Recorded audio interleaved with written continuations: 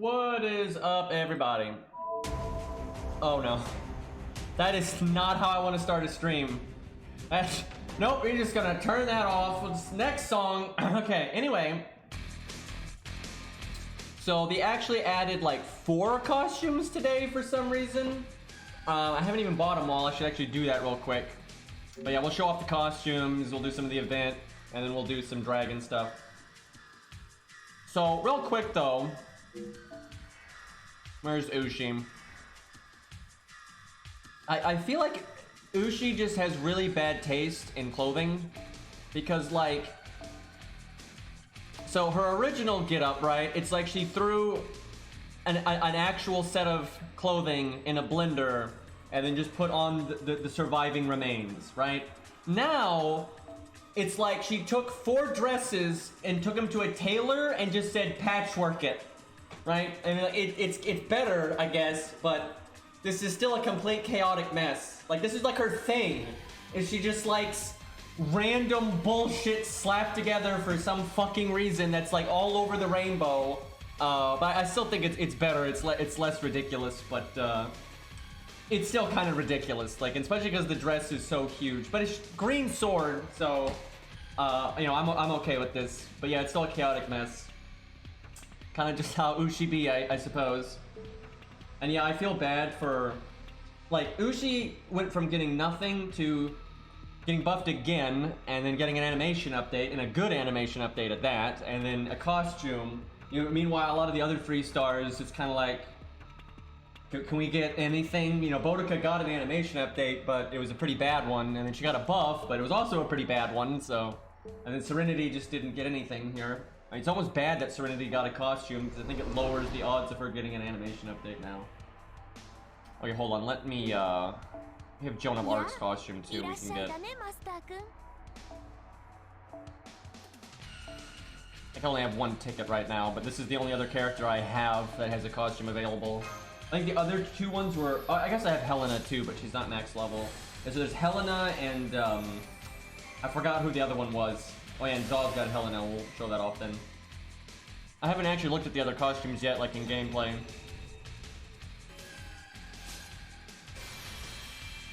I feel like this is gonna look awful in-game because she didn't get an animation update. Hey, Bone.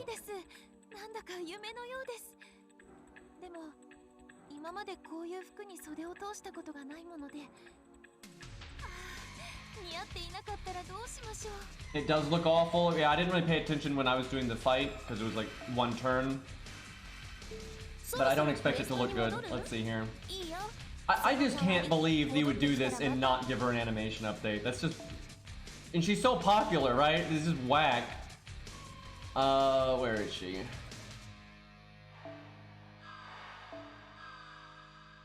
Yeah, no, that don't look great.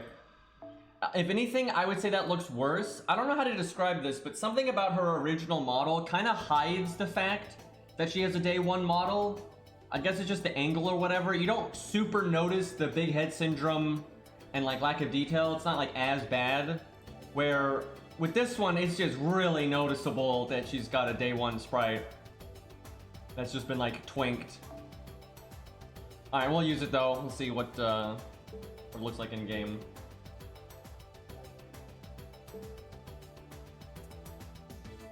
We'll probably get more male costumes on summer. You know, that's generally how they do it.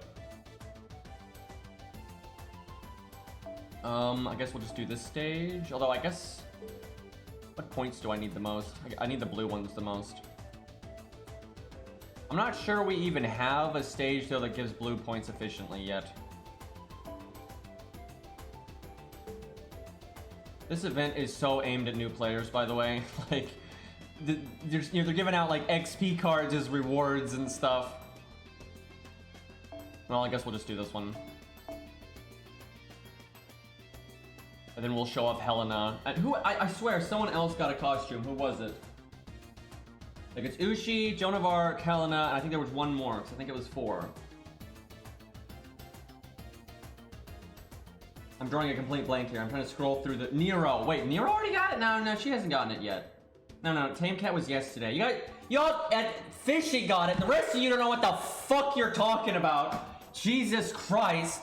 But you know, yeah, Fishy got it. It was Attila.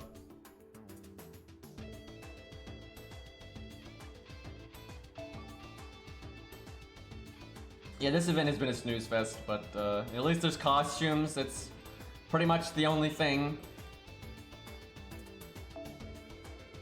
Hopefully the challenge quest is good. Joan of Arc with Golden Sumo.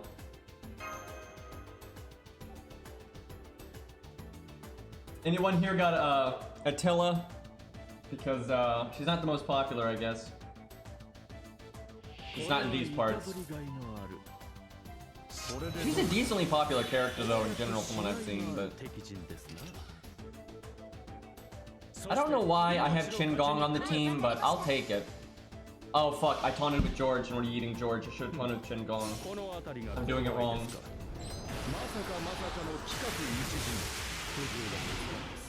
Man, she does not look right now. Like, that really needs an animation update. Oh god. Nope. At least when she gets punched in the face, the flag doesn't just spawn out of nowhere. There's at least that. Because Jolter's does that. Jolter, every time she takes a step forward or step back, the flag disappears and disappears, and when she gets hit, it appears and then disappears, right? She's not that bad. But it still looks pretty yikes. We'll see skill animations and everything in a second here. Voice lines are a lot more normie. I don't think I'm going to be using this costume.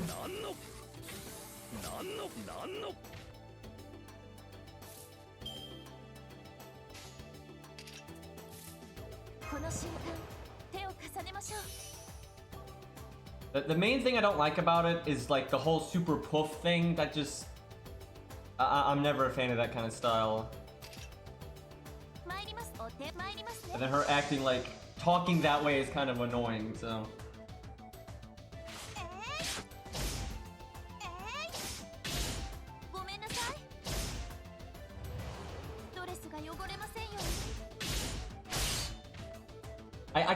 I can't believe they would prioritize adding this into the game over just giving her an animation update.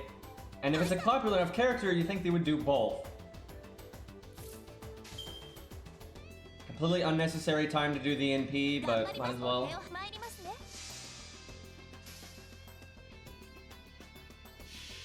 This is probably not going to look too stupid because she doesn't really do anything in her NP. Okay, I like how the first frame she doesn't have the flag and then it just appears.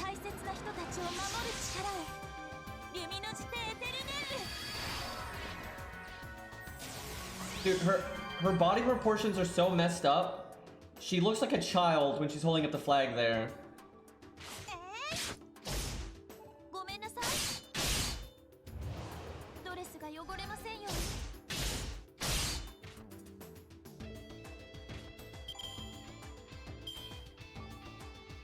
Well, this is definitely not one of the winners. So far, I'd say Ushi's was implemented the best so far. It has nothing wonky or weird about it at all.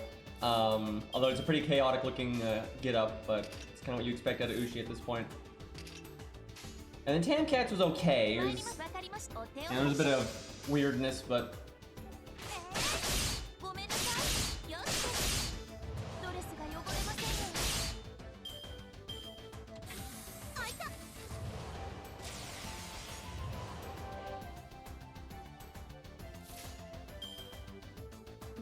Oh my god, even when soloing a node that's this easy, it is so painful with Joan of Arc.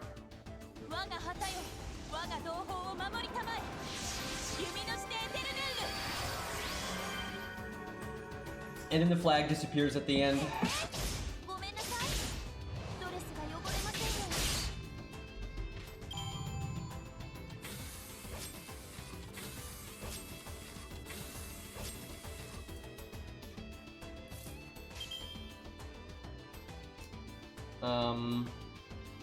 To do that. Oh, we're gonna be here for a while.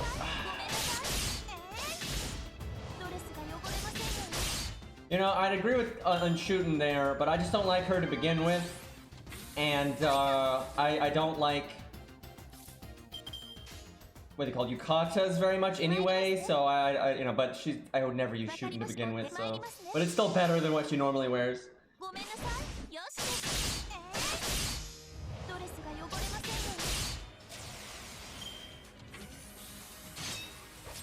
Why you gotta crit me? So I should NP this turn, I just don't want to.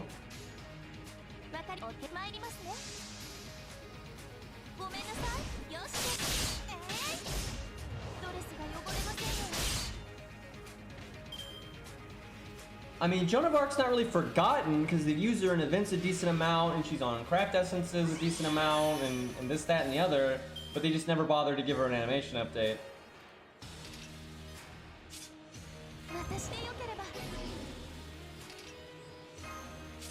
Big damage, here we go. Totally gonna crit. Easy. Clairvoyance.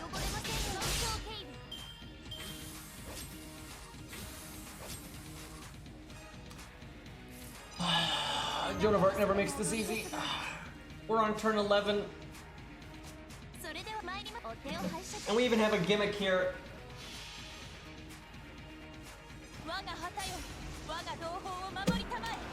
I like how it's like super glowing because her MP glows and then the idol thing glows.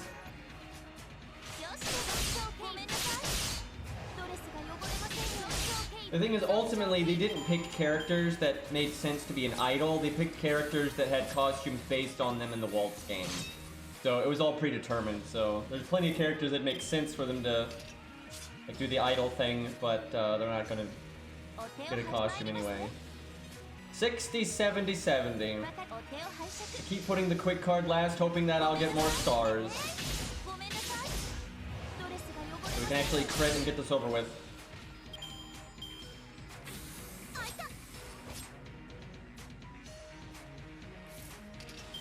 I don't know why I'm healing.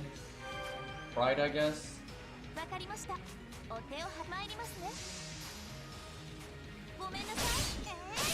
Okay, gonna just never use this costume again, and yeah.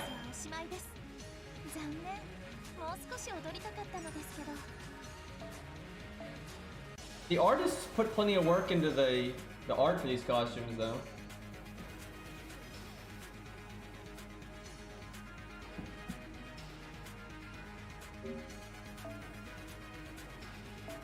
Dude, I tell you though, the sprite art doesn't look right. Her head looks like it's photoshopped on there.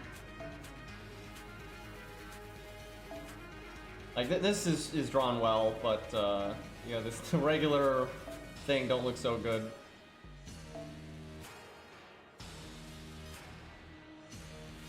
I guess I have to change all this again.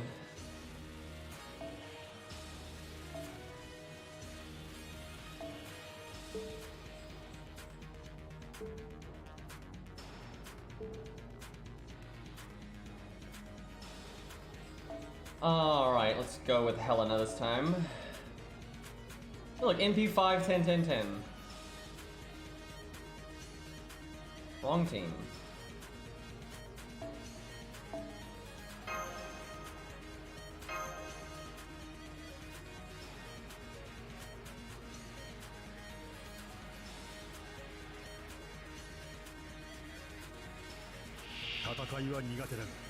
I would have thought they would have given a costume to Nero Bride instead of regular Nero, but nope.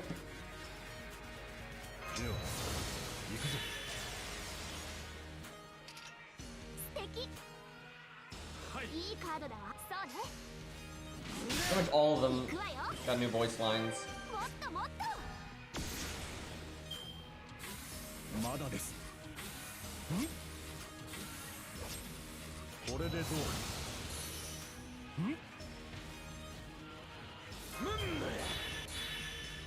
What they mostly did was they gave them new voice lines and like one new skill animation.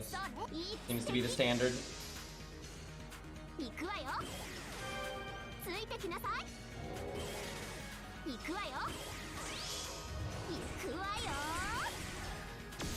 Sounding very similar to nursery rhyme right now. You just say the same thing over and over again.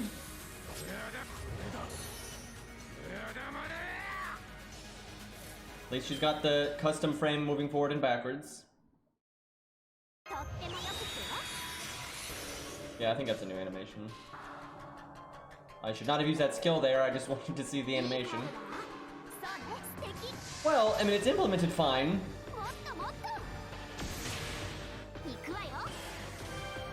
So, as Zoss said, this would have been a very hard one to mess up, because she kind of just stands there. Music knows.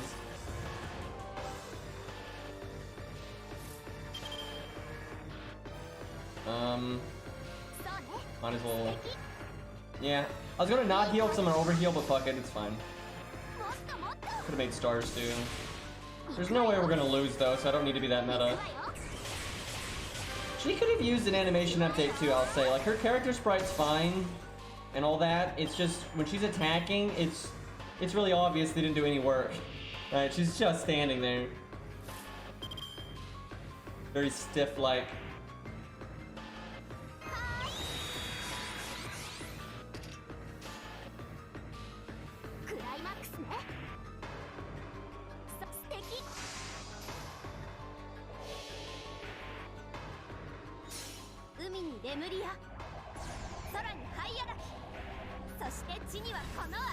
Looking at this though, I do realize how lazy they were when they made this unit.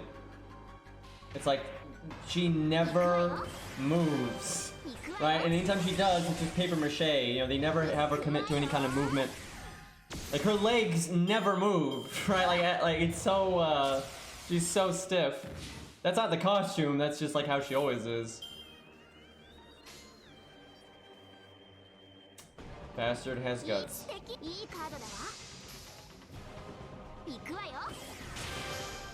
Like, only the one arm moves, right? Like, none of the rest of the body moves at all.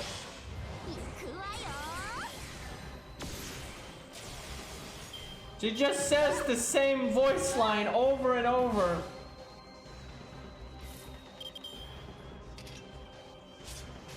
Oh, DW, why do you have to be so lazy?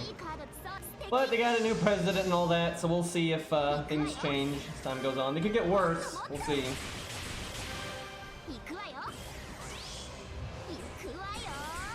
You want to say that again? I don't think chat quite heard you.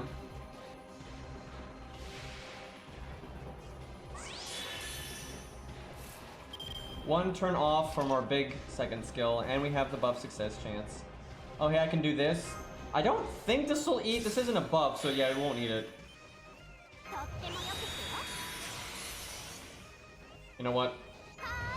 Get at 1%.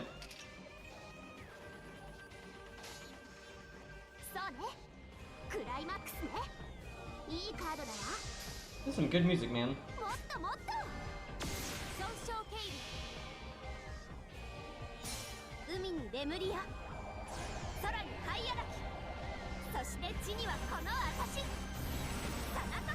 Yeah, they got a new president at DW. He's from Capcom.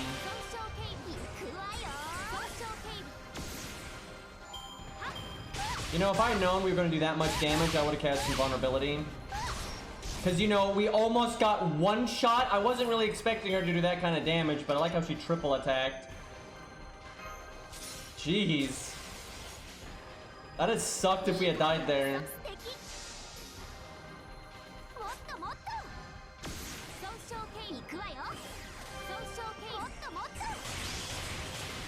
Okay, anybody got Attila?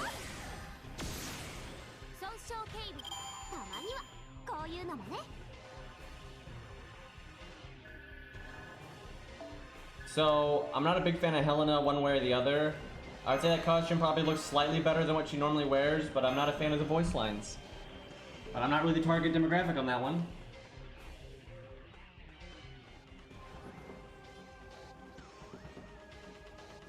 I mean, switching out a president like that can definitely be a really bad thing for a lot of games. It can be a good thing, but it's very risky. But at this point, I would be glad for them to take the risk because, I mean, things have just been in such a bad state. I mean, what else are you gonna do? Oh, there we go. Someone's got it right there.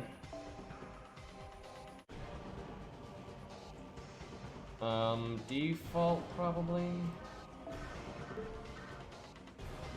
So she's already gotten an animation update, but it was one of the earlier animation updates, so it hasn't exactly held up to the test of time, but it's not terrible. I'm gonna be right back. I gotta clean my glasses. I can't see a damn thing.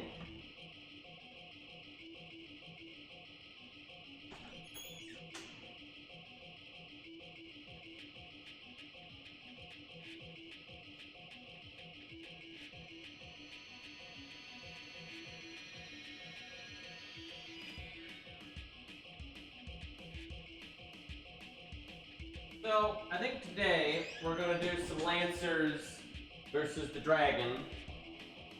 And so we're gonna use Ku and Canis and all that nonsense. Alright, get some benchmarking in. But I'm gonna use Zaw and my Canis. I'll use them both several times, try to figure out which one of them is better. So, you know, I've been wanting to know that for a while anyway. The question is, do we use Anniversary Blonde or Atlas? Normally, you use Atlas for Canis when soloing. Unless it's all about burst, and then you do Anniversary Blonde. This opening hand fucking sucks. But, I don't know, the Dragon doesn't do so much damage that you can't necessarily go around the wheel with the damage cut. So it kind of depends.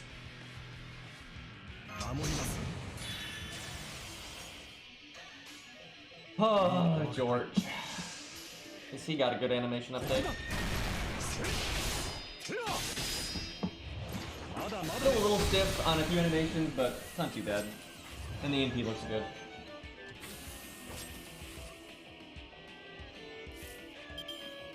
So she has most of her cards in the third hand that we will never get to see. She just looks so similar to how she normally looks. But now her sword is appearing and disappearing all the time. Oh boy. They just can't figure this out, man. I don't understand. If they just put their sword in their default pose, right? It's not as bad as Siegfried, because, you know, Siegfried's sword would appear and disappear every time he moved, where hers doesn't. They at least made the in-between frame, but God, I don't know why they have such a hard time with this. Like, just have the other hand holding the sword. That's all you gotta do, no problem.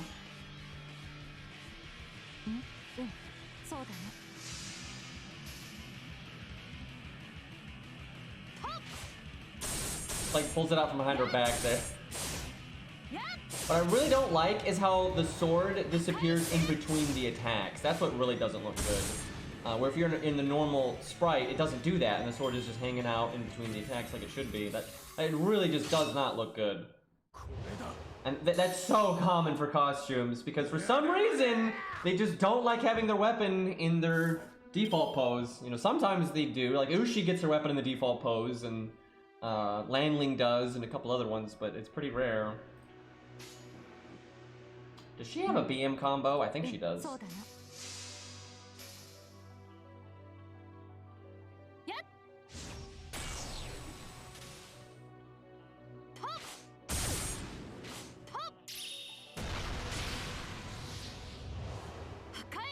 Yeah, not a big fan of the sword appearing and disappearing, but other than that, I guess it's okay. Yeah, her default pose is just very awkward for her when she's doing attack animations. Hey, we're counterclassing. That'll make this easy.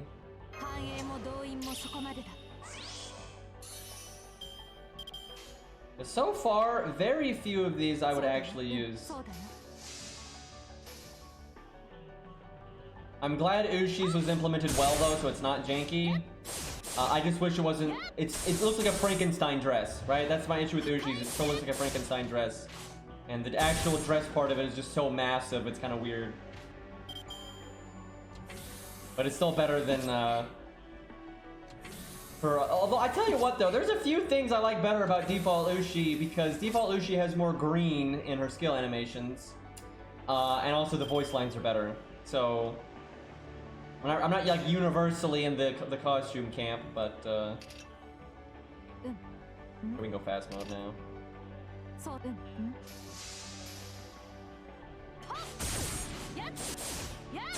I think their hope is that most people are in fast mode and you won't notice that the sword is disappearing between attacks, but even in fast mode I can definitely tell.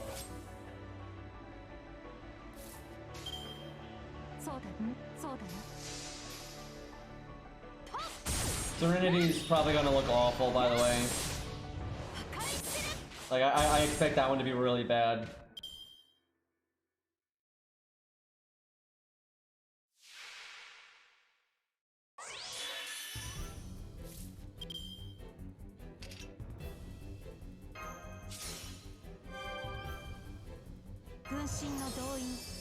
Well, there's the new skill animation, and that was pretty strange.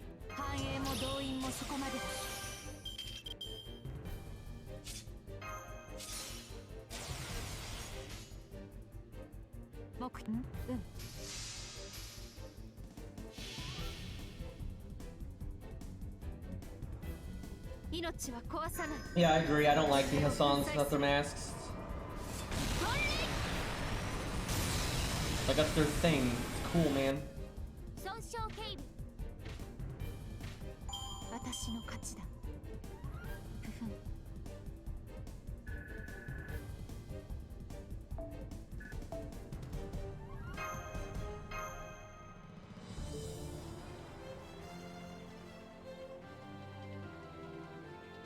Okay, is that all of them? I tell you, they're just not that great. I mean, the Ushi one's fine. Like, the Ushi one is not a janky piece of shit.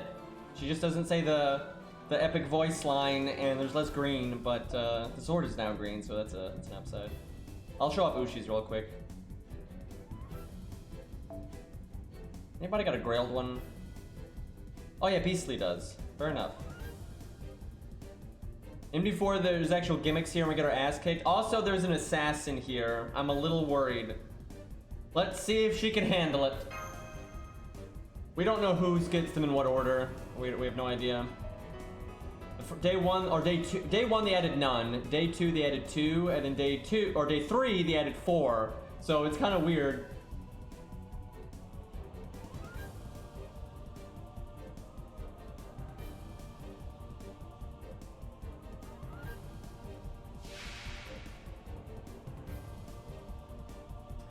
I'm not a fan of the theme here. The Ushi actually has her freaking weapon out. What a concept. I don't know why they did it for her and like almost none of the other ones. Okay, so Jack gets a free tick of NP and has Quick Up all the time, and of course that's the one that's counterclassing us, so that's a bit of an issue. There's only these 3, there's no one in the back row. Terrible opening hand, fantastic.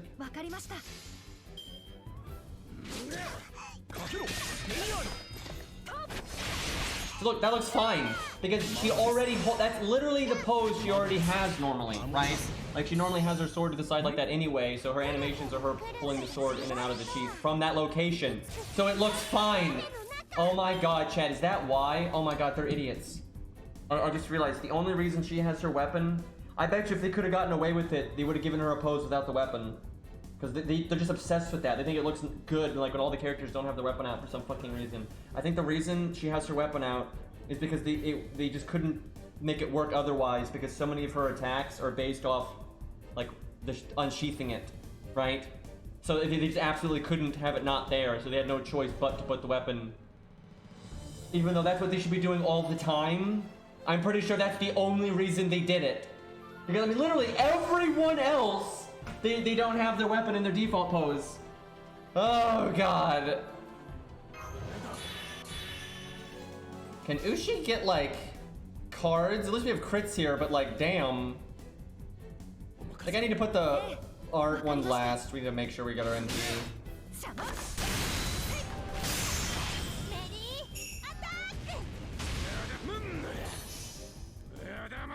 Okay, can we kill Jack?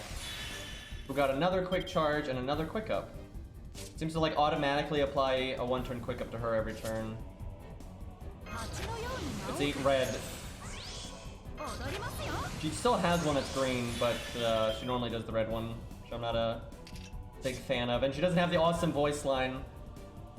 I could save my evade for the NP coming up from the little shit, I forget her name, but we still have the Mystic Code, so I guess we'd use it now. We just got triple red, feels bad. So what I'll do is if I use this costume in a video, I'll edit in the voice line, just like I do with a million other things, so I'll fix it that way. But I really don't universally like this costume better, because it's still a chaotic, you know, blender dress, and all that. But overall, I think it is better, but it looks less absurd.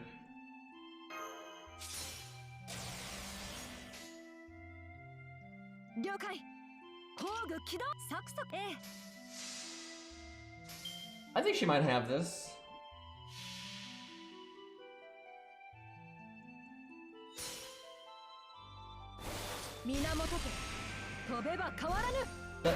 The skirt looks pretty stupid in this part, and it's like very static. Like, look at this.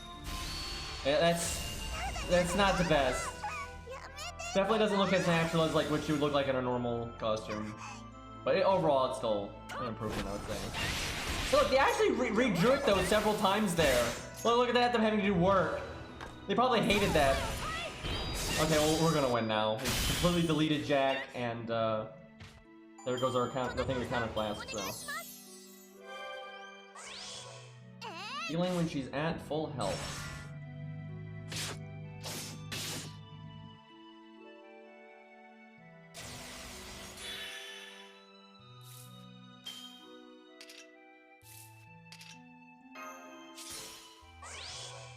I mean 48 stars because of the idol thing.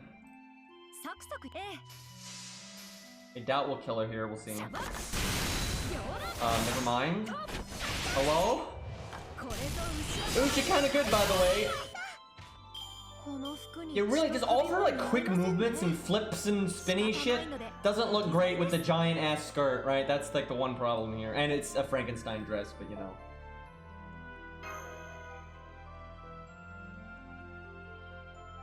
We know they outsourced the NPs.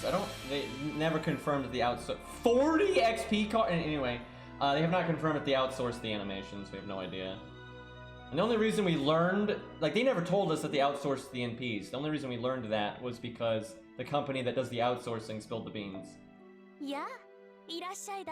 Do I have anybody that I even need to level right now? Oh, I guess the fucking welfare. I guess fair enough on that one. I'm gonna definitely make sure I level her. I don't really like her that much. She's kind of funny though. The animations are silly, but she's the only, you know, free-to-play air quotes a foreigner, so I figure I kind of obligated to level it.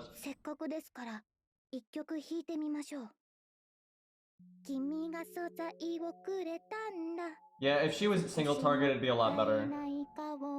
Okay, you can stop now.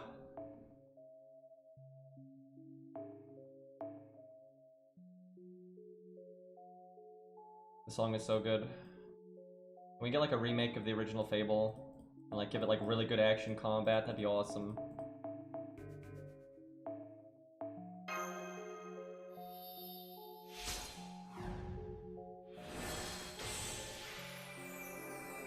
I do find her animations actually amusing, right? Like her extra attack was unexpected and pretty funny. You know, if you're gonna make a joke servant, you might as well go all in, and they definitely did, so.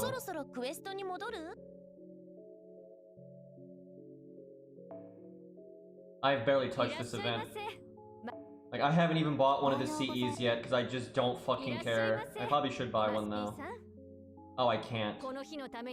Wait, can you only buy 2? What? Oh god, they're from the ladder, aren't they? I bet you there's 1 in each ladder, so you buy 2 from the shop. At least you don't need to drop. So there's 2 in the shop, and there's 1 in each ladder. Oh, fuck this game. I've never been so unmotivated to do an event, though, man. This event is so boring. Like, it fucking sucks. Yeah, that's how I feel, Spooky. I'm not gonna throw apples and grind until better stages are available. Very much so. The reward for this is 5 million QP. I don't mind that. Okay, let's go do some dragon stuff. Let me go set up my Canis, and Zal can set up his Canis, and then we'll use them both a few times and see which one comes out on top. Then we'll use Ku, and God knows what other Lancers we can get a hold of. Here's what we'll do. Let me yeet all my invites here. And then anybody that has a Lancer that they want to test today against the dragon, send me an... God damn it. Why is it loading so long? Oh my god, Mothman, please. Anyway, anybody that wants to test like their best Lancer out against the dragon, put the Lancer in the all slot. To be very clear about that, put the Lancer in the all slot. And then send me an invite here in a minute. And then we'll use as many as we can get around to. Actually, we're not going to be bullying the dragon at all. I doubt we'll beat it a single time, because we're using Lancers, and he has 1.2 million health, and he's a Saber. So it's more like how far can they get, but I doubt anybody is going to beat this unless we get a really lucky instant death proc. That's about the only way I see it happening. Let's see if there's anybody I can remove. God, I have 44 people added. What a nightmare. There's too many, you know, regular people I know from my chat now that it's nice to have added. It's like a whole problem.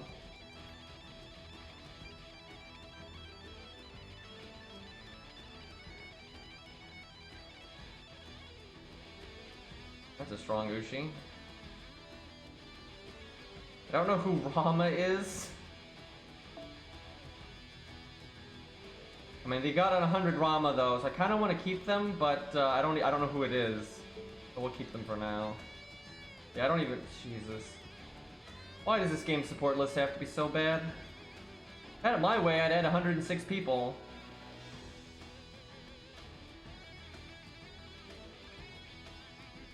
Who's this? Seems like a random. I got that Grailed Coup though. I guess I eat them because I think they're just a random. I'm gonna feel really bad if they're not just a random. Why is my mouse all messed up? What the hell? Oh my god, what happened?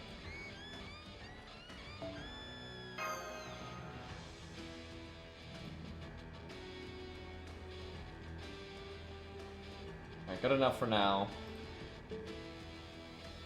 That is me? Shit. Sorry. You can always send me another invite.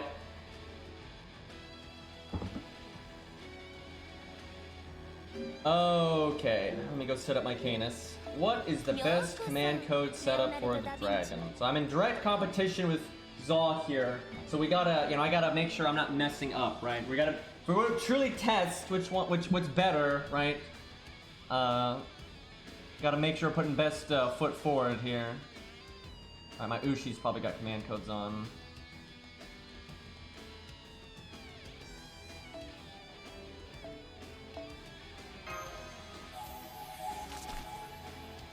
Good try, good try there. So you should not have spelled it like the meme, right? You should have just said it.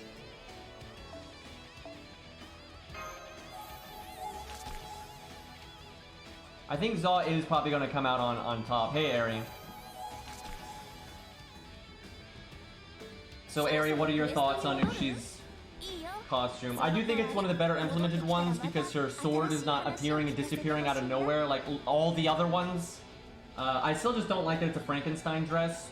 It looks less ridiculous, but I don't like the new skill animation as much.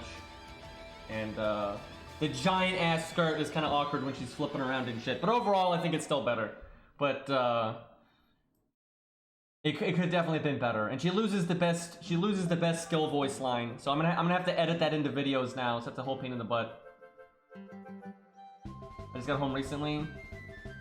I don't love the design, but it's better than the normal outfit. Yeah, that's how I feel. It's just, so normally if it was just like that outfit versus the normal one, I'd say yes, it's better. The problem is it's not just that. It's the voice line, not the good skill voice line not being there, her not having as much green in her animations anymore.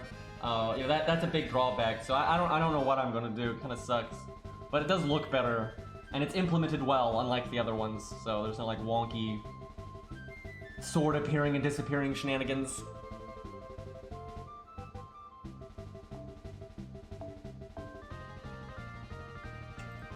Okay, hold on. I need to like unequip any command code that could be even remotely useful here.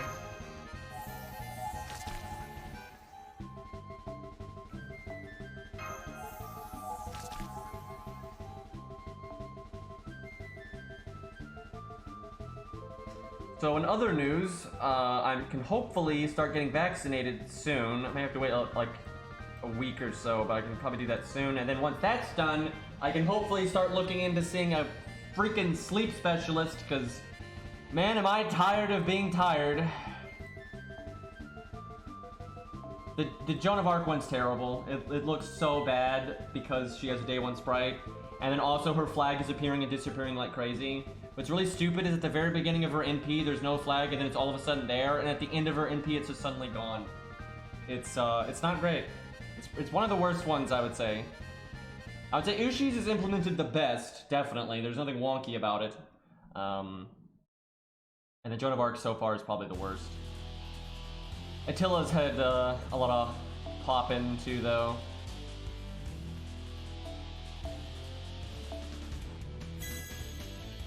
I'm just afraid that it's going to take so long to get any help with my sleep problems, because I think it's a pretty complicated issue, and it's just difficult to get these things sorted anyway. So I think it's going to be a while.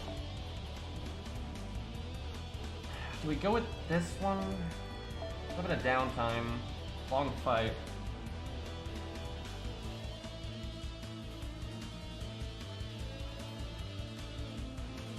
Which Canis will win? Oh boy.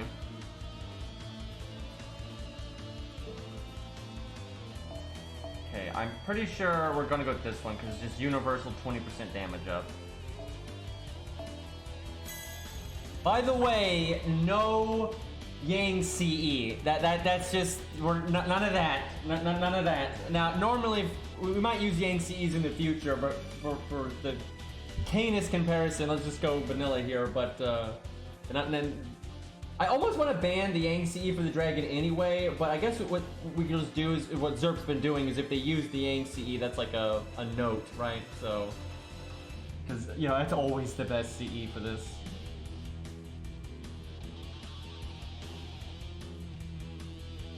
Yeah, I don't think Joan of Arc's getting an animation update anytime soon. Now, Jolter might, because she wasn't featured in this event. I'm trying to decide between more Star Gen versus like the Star Absorb one to try to, you know, slightly increase your odds of getting Buster crits, because Buster crits are really important. However, you might get lucky and Buster crit anyway, and you could have this one, and that's just more damage. Tricky. I'm gonna go, okay, you don't use her art card super often, and when you do use it, you want your NP. So I think this is a good idea on her. There's a lot of units where the Merlin CC is not half as good as you might think it would be, but I have pretty universally found it really good on Canis, because she doesn't click her art card often. Yeah, if you want to see the Google Doc, do !dragon, and that'll give you the Google Doc that Zerp's been putting together.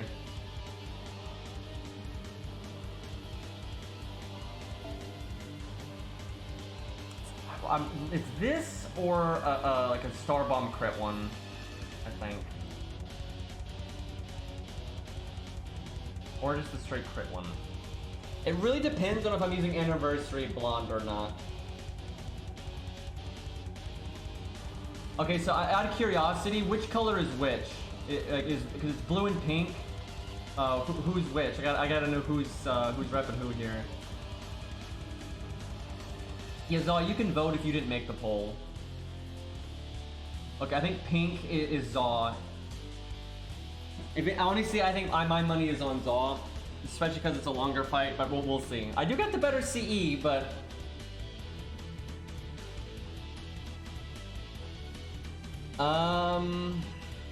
There's also the heal. This might be one of the weird... Would healing be worth it? Or it's... Healing is so ineffective when you're being counterclassed, though. It's very unlikely for that to buy you one. Thanks for the bits, man. I don't know why you're crying, though, but, I mean, I vastly prefer the JP server, because, you know, 2 years ahead. I gotta make a decision here. We're looking for peak performance, so that makes me think I should go with this. Because we're going to use both Canuses multiple times. So no, by the way, no deciding the winner like in one go, right? We're going to use each of them several times and see what their best run is. And also, we might need to do a few test runs for both, because I'm really not sure what to do with the Mystic Code. This is a very awkward fight for that. Normally, with a fight like this, I would say Anniversary Blonde, because you just can't live that long. But the Dragon doesn't hit... I mean, he hits hard against the Lancer, but not so hard that I think it's out of the question to use Atlas. Yeah, I'm sure Zerp is going to keep track of our best run here. Okay. Let's hop to it. I'll see what Zaw picked.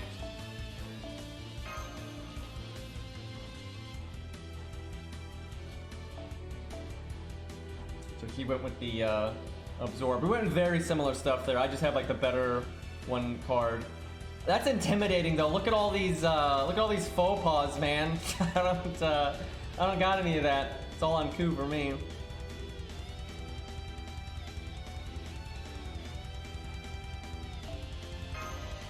Basically, I think I use each of them until I feel like that was a good run that it'd be hard to top. Like, I'll use mine until I get a good run that I feel like that's about as good as I could get with that character, and then I'll do the same thing for Zaw's. So I'll keep going until I feel like I've gotten like pretty much the best I can get. Or until you've just done a bunch of runs, you're like, okay, well, you know, enough's enough. Alright, let's get Arash on the team.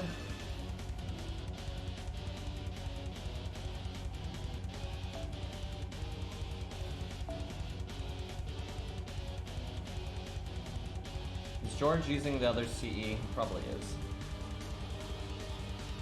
No, he's not. I think Qingong has less health than Leonidas, actually.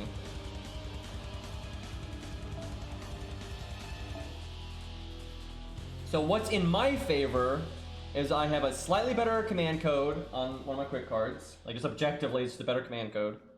And I have a higher NP rank.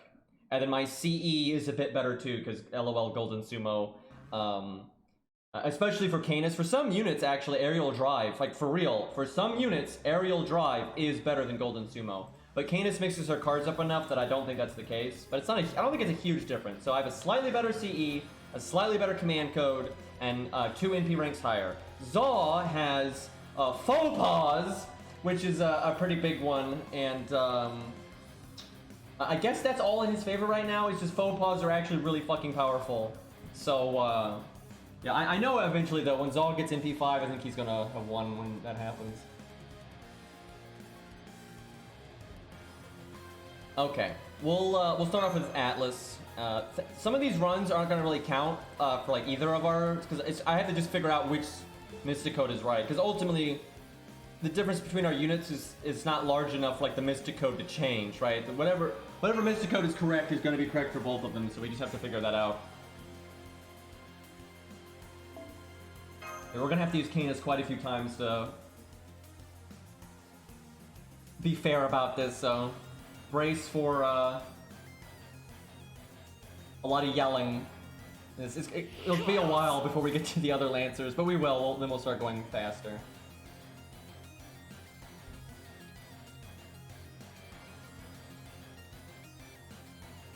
Yeah, Faux Pas really are...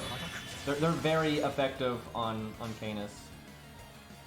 Like, the way her gameplay is, she is a, like, you know, crits get a lot out of Faux Pas, right? Normal card damage and crits are the thing that care the most.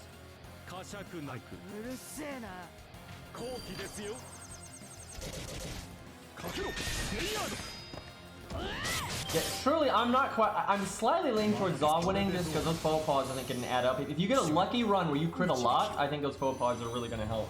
But I'm not sure. I mean, it's a tough call. Every time I've thought about which Canis to use, I'm never really sure like which one's better. I really don't know. And that's why we're doing this, because I want to know.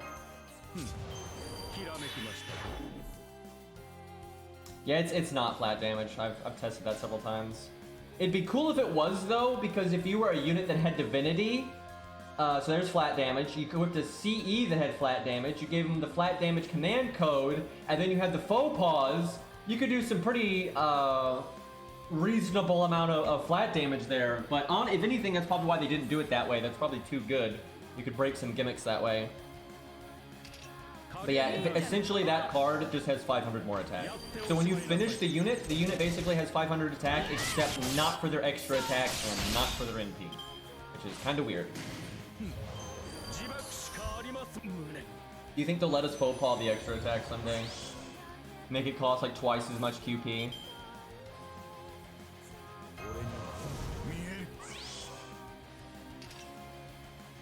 Stargen is what we care about here. No. No fun allowed. I mean, I think they'll eventually do one more thing to like have you work towards. But they're about out of things you could reasonably do for a unit that wouldn't just be stupid.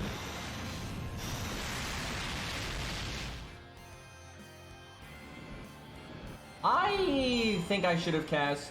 This is another thing we're gonna have to just experiment with. I might have needed to have cast damage cut right there, because I suspect it'll run out before the 3 turns are up anyway, and you're probably not going to use guts on the first one. So it just makes sense to cast it that turn before. I'll remember that for the next one.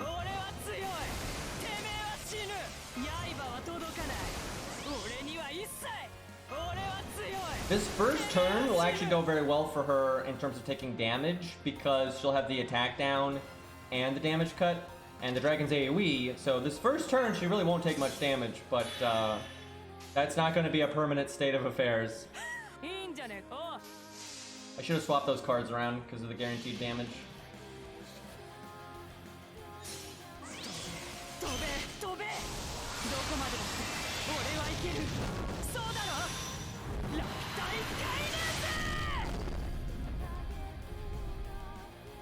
So I almost just said it, but I have not seen the Forbidden One's new video, but I'll check that later.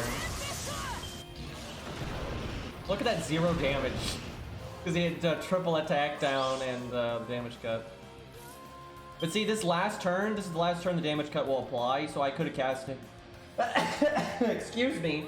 I could have cast it a turn sooner and the cooldown would just be back sooner, right? So I definitely messed that up. So we've learned something.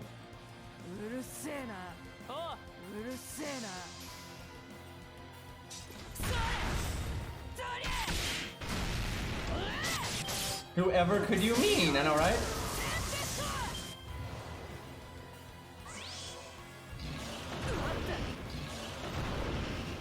This is where the pain kicks in. 60, 60, 60. Let's go.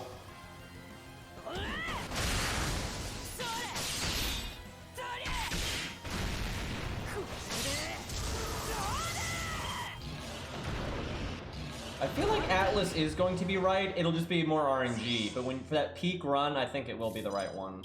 So my third skill could be back right now if I had done this right. I shouldn't have done that because I could do attack down here. That means that casting this a turn early is really important because then you can seek up the attack down twice.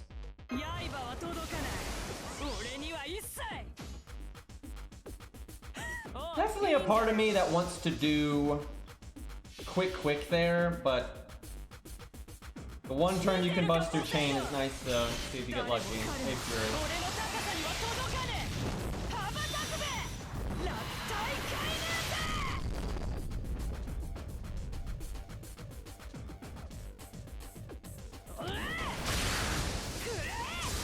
Okay, got a crit there. Good.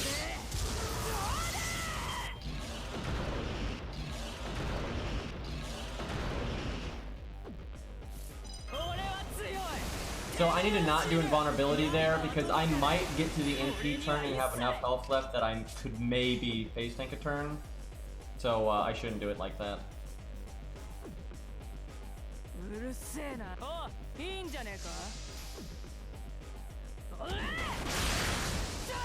Dude, that Genshin update was so fat, I barely touched any of the stuff that they added.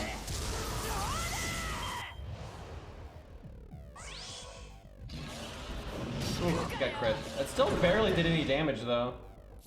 Yep, okay, there's a lot we can clean up here with how we're playing. There's quite a bit, but you know, practice makes perfect, I suppose.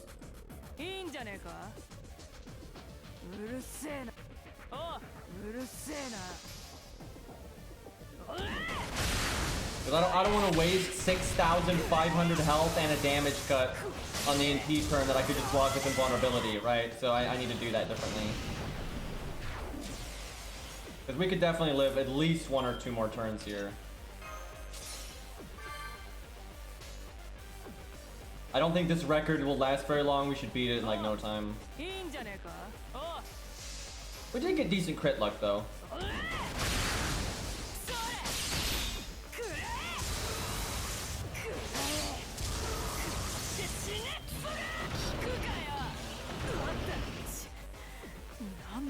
I mean, I can beat that boss pretty easy, Fury, and I don't have Zhongli, and I'm not even using a shield character. It's just not fun, and it's dumb, and it's like, it's so blatantly designed to try to make you want to use a shield character. So I don't like its design very much.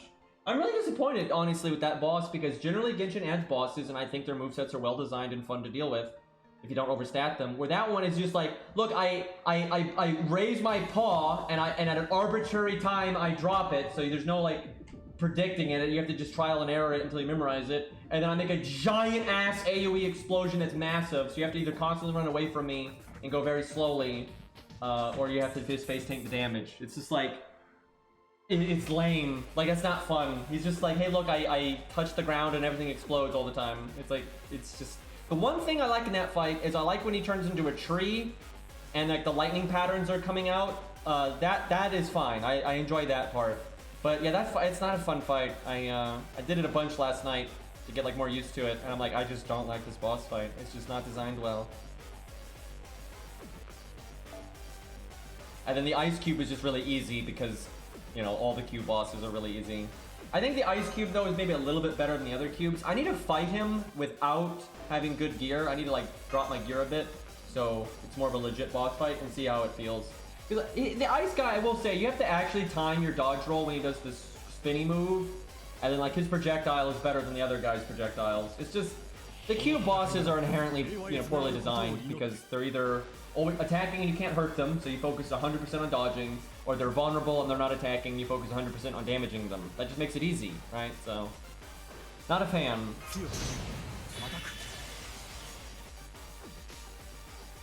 Melt, melt, melt, indeed. Yeah, I'll fight him with, you know, we have to actually fight a while and respect his moveset, and I'll see if I like him anymore, but I doubt it. Not a good start. It's not shaping up to be a good run already. We've got, like, no NP gain, no star gen. One of the enemies is already dead, so we have less star gen later.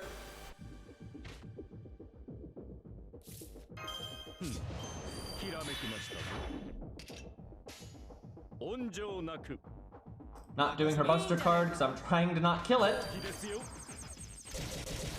Nobody crit.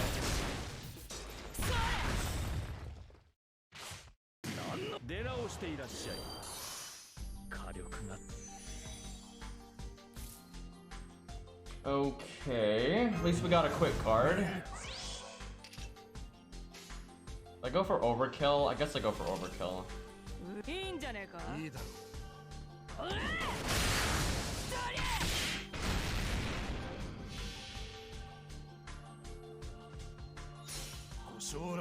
Yeah, I'm kind of glad a lot of people don't like the new Dragon Boss, because sometimes I don't think people, you know the difference between stat checks and good movesets, right? But so far it seems most people aren't a big fan of it. It can be beaten though, it absolutely can be beaten without getting hit. Even if you have bad gear, but it's very boring. It's so much running away. I forgot, I'm just resetting. I forgot to cast the thing again.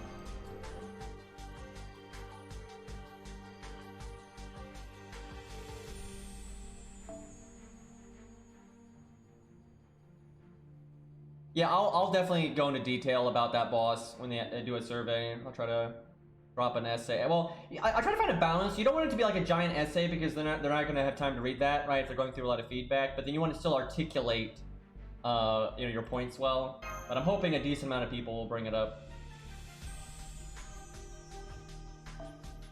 A lot of feedback stuff though can't work its way down the pipeline for a while. So I'm so curious to what Genshin does in the future, like, cause You know, a lot of this stuff that people have given them feedback about, there's no way they could have implemented yet anyway. So I'm curious what they are going to do.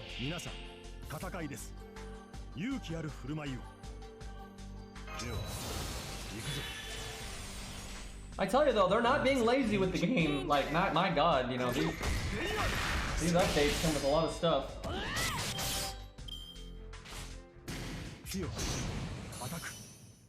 Yeah, the music's good. Definitely like the music for the pipe. I don't universally hate it. There are aspects of it that are good. Like the lightning tree part, I think actually is good. But that's about it, really. Almost every other thing that it does is just annoying. Well, we're kind of at the mercy of the next turn giving us NP gain. I could get a little bit of NP gain here, but I'll probably kill him. That's probably worth it. Gotta get every bit I can. Because I might just get like a quick card next turn for crying out loud. Orosh cards.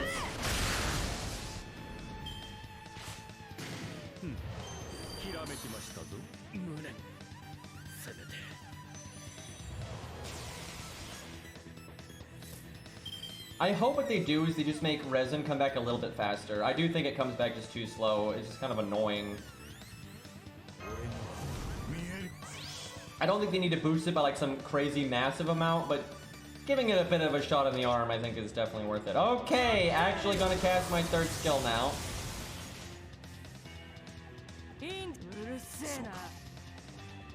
Pretty much the ideal hand right here. The dream, though, would be Stella hits at least 2 enemies, because that's potentially another star.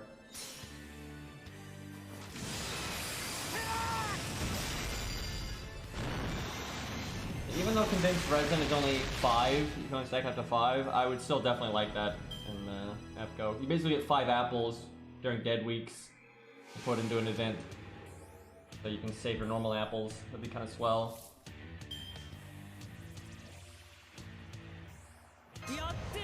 I almost wonder if I shouldn't use my attack down with damage cut. I wonder if I'm going overkill with that. I doubt that I am, especially if he crits me. But you never know.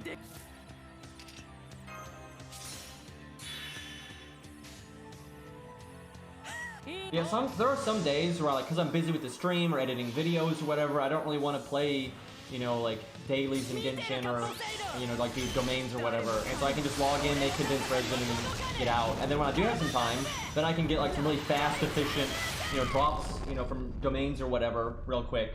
So it's kind of awesome, so I'm a big fan of it. It's made my life a hell of a lot easier. Damn it, I really wanted that 40% to crit, because we had all those buffs and the Buster Chain and stuff. Whenever you have a run, whatever our best run is, it's definitely going to involve critting on that turn, like no question. Probably critting on that turn and the next time you BBB chain with your buffs. It's not good to waste the 40% attack buff like that. Let's do this. 40% is a lot of attack. This is a terrible run though. This will never be the record holder because we haven't crit this entire time. Also, he didn't attack when we have damage cut, so it just wore off.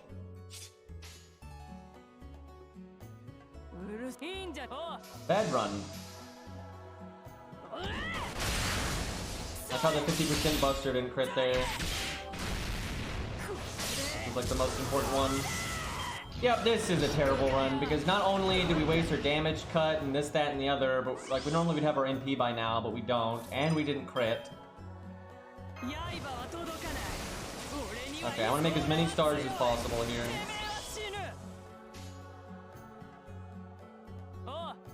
And then hope for a crit on the next turn.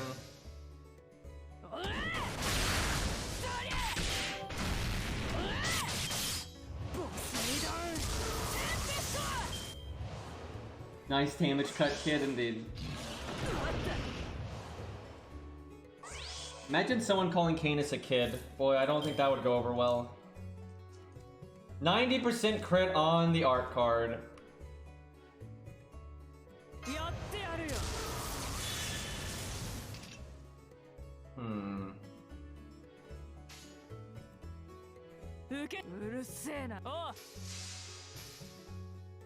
So I'm playing better on this run, but the luck is just not here.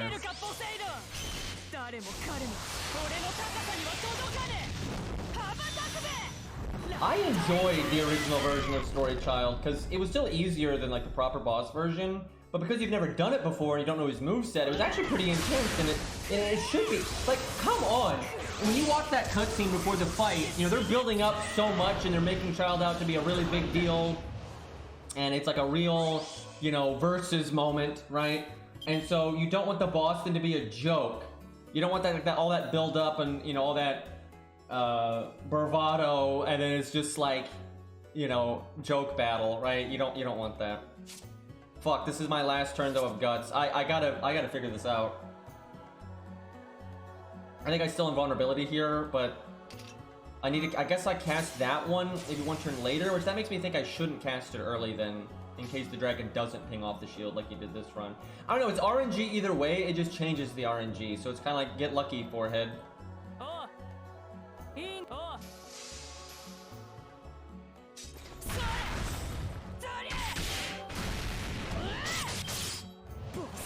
Wolf's hitboxes aren't too bad. They are a little bit bigger though than they appear, but thankfully, you know, you can reasonably iframe everything he does that you're supposed to iframe. Obviously, the thing on the ground, you're not supposed to iframe that, but so overall, it's a pretty good fight. My only issue with the wolf boss is just sometimes he stands around and does nothing for like a while, and it's kind of like, why though? Need to be able to NP next turn.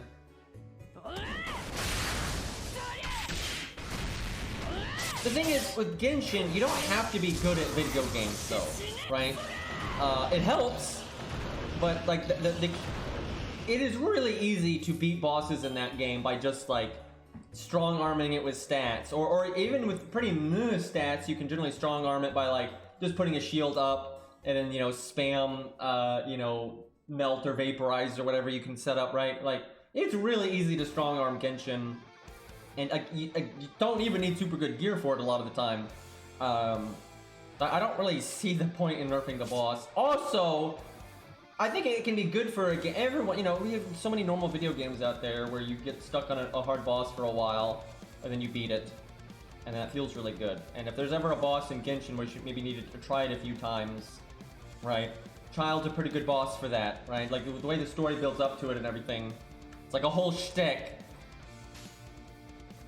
If I could live one more turn, we have some pretty serious value here. This is barely better than the other run. It's just because the luck was not good here. Oh no, Aaron, that I agree with, for sure. Yeah, I don't, you know, it's not like that's something I see all the time. People conflate like the people that are popular on Twitter and YouTube and people that are active on Reddit, and they think that's the majority of the player base, and that's just never true ever, right? Like Discord, Reddit, YouTube, Twitter, the people that are active in those places, both putting out content and watching that content, are always a minority of the overall player base for any video game, right?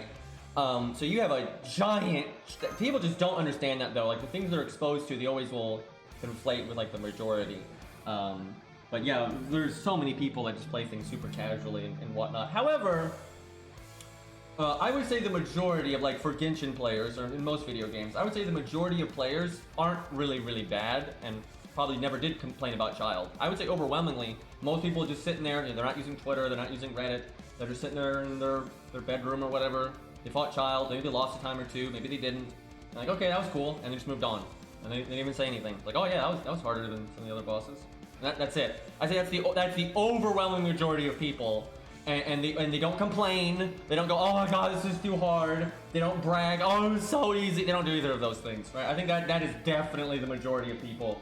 They're average, right? That's why it's average, right? The majority of people are kind of in the middle. They just going through the game. They're not sitting there trying to be super hardcore and figure everything out. They're not farming like crazy. They're not min-maxing. But they're also not bitching like crybabies that they lost to a boss one time, right? I generally, that's the majority of a player base. It's just, you know, you have vocal minorities for both the elitist bullshit and for the crybaby faction, right? You know, they're the two extremes. They're both bad too for the game, by the way. All right, so that was what, 778K, I think. We can definitely do better than that. So we'll do a few more. I'm almost convinced, like for sure though, that Atlas is right.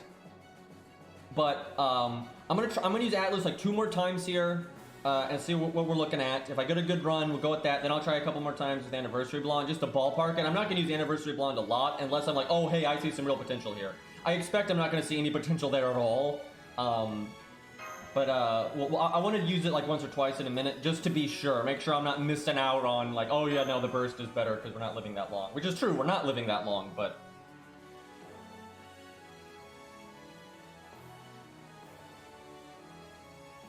Yeah, I know, the Sea God thing could have been a lot better. It's because they didn't have time, you know, when they made that boss, I don't think they had enough development time leading up to it to make it an actual boss fight. So they did that instead, which was kind of lame. If anything, I wish they had delayed that patch just to, you know, whatever much time it would have taken them to make some kind of fight. You can make it a really gimmicky fight where you're not like full on fighting and like dodging hitboxes and stuff. You can have it, you know, be more like that freaking fight with the chaos in the Sonic Adventure game, right? Where you're kind of like just going through the environment to get to them or whatever. But there's ways you could have done that fight. It would have been too resource intensive and that would have been a lot better than what they did. So yeah, that would have been nice. But maybe they'll let us fight that guy again later in the story, and then they'll make it a real boss fight then. I could see them doing that.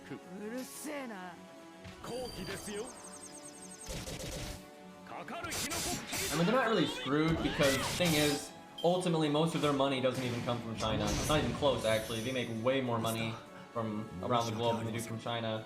And, you know, they have a lot of drama going on right now and that kind of thing, but it hasn't seemed to really stop them from developing stuff. I tell you though, that I looked into that a lot today. That drama going on with their other game, that is some dumb shit. That is some dumb shit. And I will say though, again, it's so obvious that it's a vocal minority, and a lot of Chinese players have been saying that most of the Chinese players are actually decrying and you know, not happy with these, you know, people acting like crybabies. If the problem is, even if it's like 3% of your player base that's acting like a crybaby, jackass, moron, with how many people are in China, 3% of your player base a lot of times is like millions of people, and you know, that can make a lot of noise on the internet and make a lot of problems and bring a lot of attention to things that you don't want from like the Chinese government and that kind of stuff. But yeah, basically what happened with that their other game, the developers of Genshin Impact, the North American version of the game had their anniversary, so they did an event for the NA anniversary, and there were like bunny girl costumes and like a dance video and stuff for the NA version, and there was, you know, people bitching like crazy in the Chinese version. That ultimately they're obviously just like mad that NA got something exclusive, which is stupid because I looked into this. The Chinese version has gotten exclusive stuff over NA so many times, just over and over and over and over and over and over again. And then one time NA got something exclusive, and probably just temporarily exclusive, but who knows. And yeah, they like lost their minds, and there was a lot of just like hate. They were getting bombarded with, you know, hate tweets and, you know, video comments and blog posts and, you know, all that. And it was all this like, you know, you're betraying your country and you know, them like insulting them for, you know, the bunny girl outfits and blah blah blah blah, and it was all this stupid drama. So they canceled it pretty much in NA. And what's really stupid is they canceled it, and then they actually gave the Chinese server a bunch of compensation, like free rolls and stuff. It's like, what the fuck? But the thing is, I don't agree with what they did. That's a terrible way of handling it. And it's kind of the same with the Zhongli situation. You know, people were legitimately, people were being all like, oh, you give the German god, you know, good abilities, but you make the Chinese god weak, which is ridiculous. It's not like, there's no world where a Chinese company is intentionally making the Chinese stuff weak. That's stupid, right? Anyway, you know, there was all this crybaby stuff over, you know, Zhongli not being strong enough in their eyes. And then, they caved to it, right? And same thing with this. You know, people whining and complaining like babies, and they caved to it. And that conditions people to just keep doing that, right? And just keep doing that and keep acting like, you know, man-child. So yeah, it's not the best. However, that other game of theirs makes most of its money from China. So, you know, they cater to the Chinese nonsense pretty much non-stop. With Genshin, they make most of their money from literally everywhere else in the world, so they're, you know, they're less worried about that, I would say. But yeah, kind of a mess.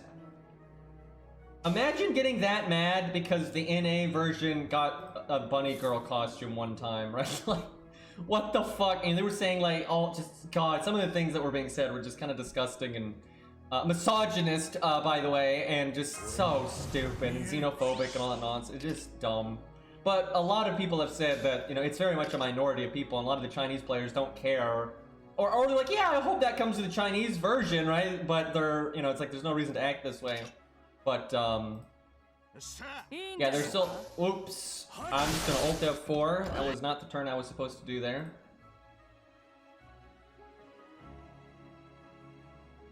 I don't know if this has a name. I think it's just like Classic Battle E. It's just like generic background music from World of Warcraft. Which, you know, I'm not a huge World of Warcraft fan these days. I think, you know, Blizzard has kind of gone off the deep end. But music good though. Their artists are good and their music is good, so. I tell you though, I really liked Warcraft 3 back in the day. That's a good game. I really like that that game. Good stuff. But yeah, modern Blizzard is kind of a mess. App crashed, shaking my head indeed.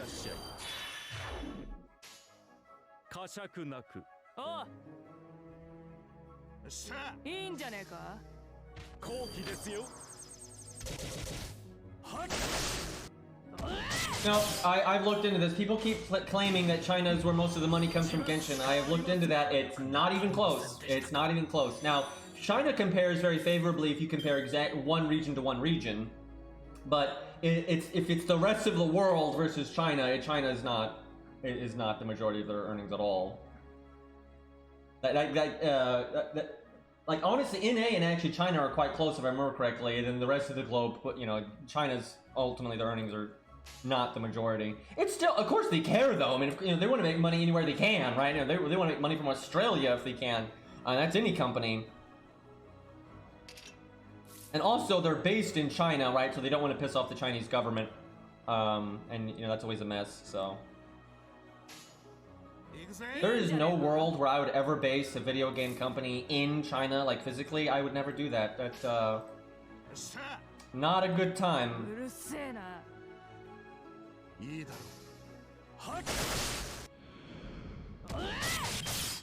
It's also hard though to see their exact sales because you only get the app earning reports. Those are really the only things that are public, are their app earning reports. We don't know how much money they make from PC at all. But we do know for at least, now in China we don't know. For the rest of the globe though, like EU and NA, more people play on PC than phone actually, and by a pretty sizable amount. However, some people though still make their purchases through their phone because it's easier. But I think that's a minority. No way to know, but I think that's a minority, honestly. And I have seen polls that show it's a minority, but polls only, you know, aim at a certain demographic that actually uses the internet for that kind of thing. But yeah, we only have data on app sales from like Google Play Store and the Apple Store. We have no data from PC at all. But if anything, that actually will favor though the rest of the globe than China. Because, you know, PC is becoming a big deal everywhere in the world, but it's definitely not as big in China by any means, and PC is much bigger in Europe and North America and things like that. So if we could somehow magically get the sales numbers from PC, which we can't, but if we could, I think that would just make the, you know, that would help the rest of the, like, it'd make the profits for NA and other regions go even higher, and I think it would disproportionately show an increase for NA and all that. Oh yeah, we don't get their PlayStation numbers either. I don't think, anyway. I'll have to look to be sure, but I'm pretty sure we don't. Which is actually pretty nuts when you look at the confirmed earnings that Genshin has, and when you realize that it's only including the mobile sales, and that every time you look at like data, there's clearly more people playing on PC than on mobile. It makes you wonder how much freaking money they're making right now. Spoilers, it's a lot. By the way, I was checking Google Trends the other day, like using a chart to check like the last, 5 years, and I was looking at FGO's popularity. which is tanking, by the way, but feels bad. Right now, FGO is lower on Google Trends than the word bucket. So that's great.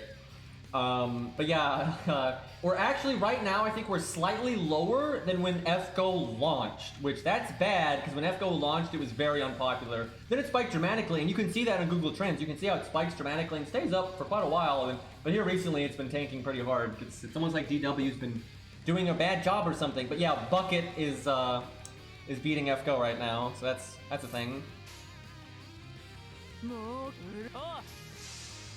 Yeah, this event has not helped FGO on like Google Trends at all. Like, it's just going down. Where Genshin is so, dude. If you can do a comparison on Google Trends, if you compare the searches for FGO, cause I checked what searched more, FGO or Freight Grand Order or just FGO, and FGO is what's searched the most by a lot. And the same for Genshin. I checked just Genshin or Genshin Impact and all that, and just Genshin is actually commonly searched. And so just Genshin versus just FGO, Genshin wins by so much. Like, oh my gosh. And I knew that was going to be the case because Genshin is a kind of a global hit where FGO is mostly in Japan, a bit in China, and a bit in North America. And that's kind of it. If I remember correctly, I'd have to look at the data again, but if I remember correctly, FGO is actually more popular, like it's searched more in Australia than it is in the United States. I'm not 100% sure on that, but I'm pretty sure that was actually the case, which is very surprising, especially when you look at the population numbers for the regions and everything. That's kind of wild. Boy, do I not like this turn.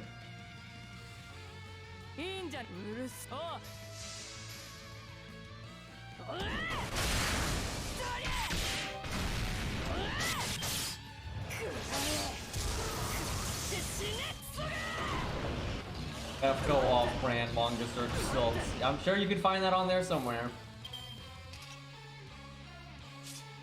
Now we have good crit chances, but we don't have our attack buff.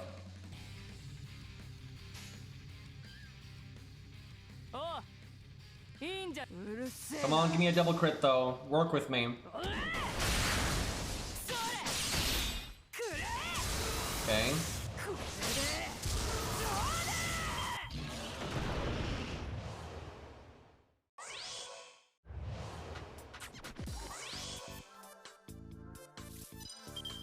Wait, what? Seriously, Admiral? The fuck?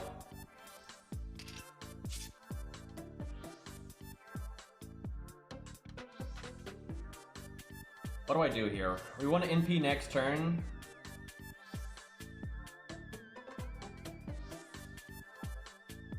How about this music though?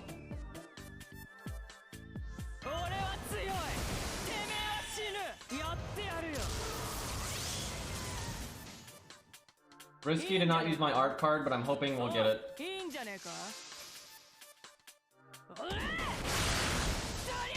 Really would have liked that 40% to crit.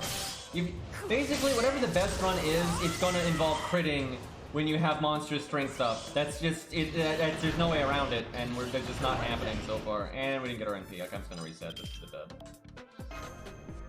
I should try, I want to try Anniversary Blonde, but I feel like I have to do, like, this style several times to get anything. I'm almost positive Anniversary Blonde is not going to be right, but I feel like not even trying it, I might be really missing something. The thing is, this is why Anniversary Blonde normally isn't right for Canis, because even against a fucking Saber, she normally goes around the wheel with Atlas, and that's just too much value. And if you get lucky, you can theoretically crit with, Anniversary... I'm sorry, with Atlas, and you don't even need the Star Bomb.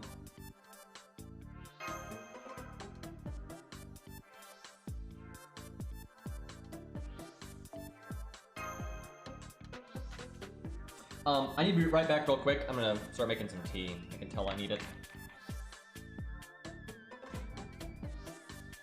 There's definitely some stuff they could put in the game though from Australia. That'd be interesting. Let's be real though, the thing you should put in is the actual Australia, right? Just the legend of Australia. It'll fucking kill you.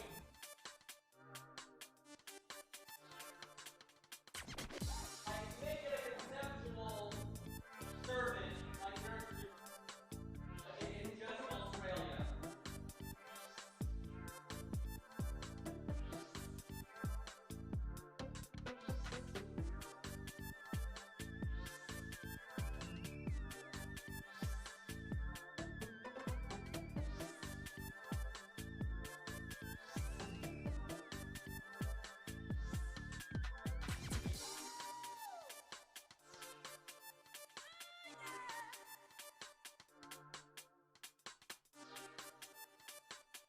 Like, we've fought Zeus, you know, we've had Ivan, you know, all these big bad bosses, and we got no problem with any of that. But you put a heroic spirit Australia in front of me, nope.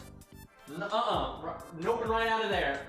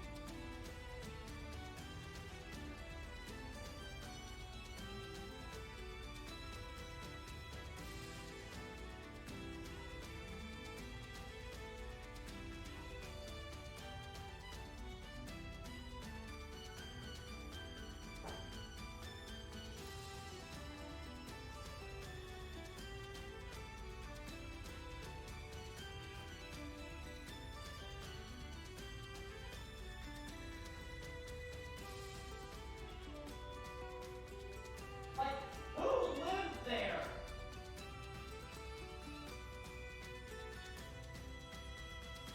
The kangaroos will kill you. Everyone talks about the blood and the crazy shit in the water, like birds, but the fucking kangaroos will kill you.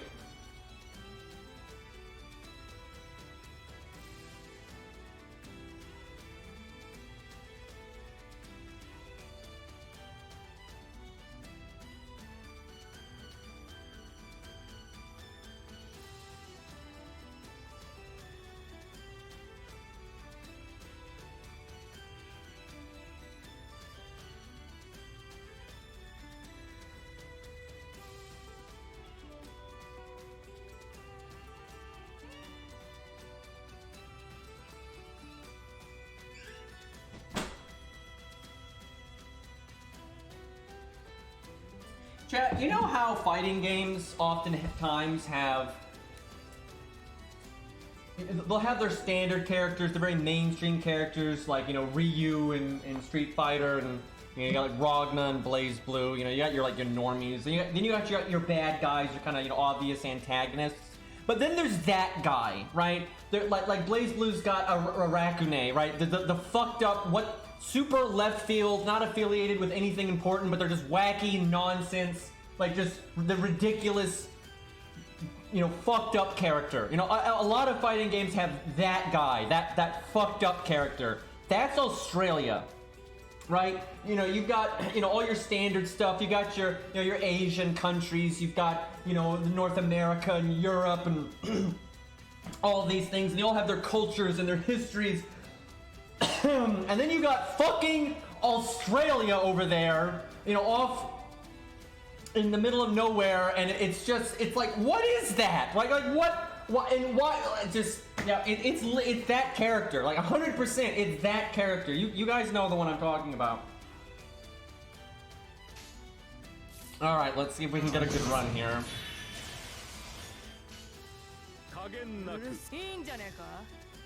Australia's Orc's final form. You know, I that would be really funny if they actually set like a final singularity in Australia. Oh, Florida man.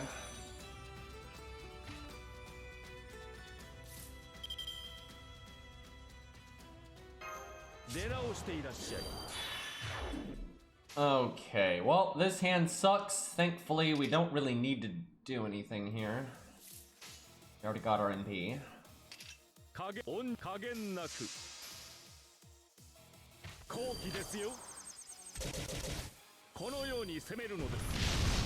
Dude, Emus or Emu, ever say their names? That's the history of a bird right there.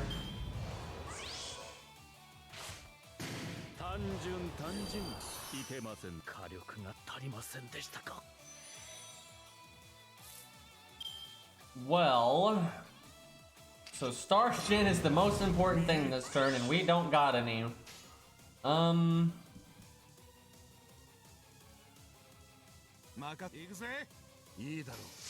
the best I can do.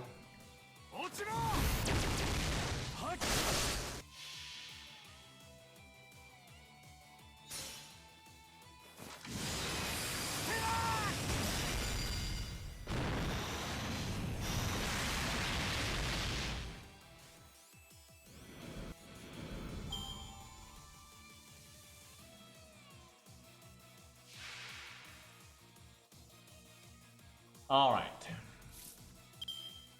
Maybe we get lucky here. See, what sucks about this turn is it's not likely to crit, and it doesn't set up a turn that's likely to crit because we want to do Buster Buster. I almost want to do Quick this turn. I wonder if it's worth it. I mean, if it results in crits next turn, it probably is, and if it doesn't, it's not. This is really tricky. This is definitely an important turn though, like figuring out what yields the best results the most times. Because the problem if I do Buster Buster is we're not critting this turn and we're not critting next turn either. Or if I Quick we might at least crit next turn. But you won't Buster Chain next turn, so that's why it's really awkward. See, and if I do Quick, that means I don't want to do my second skill. Then okay, fuck it, let's see what happens if I don't use my second skill. Give it a try here.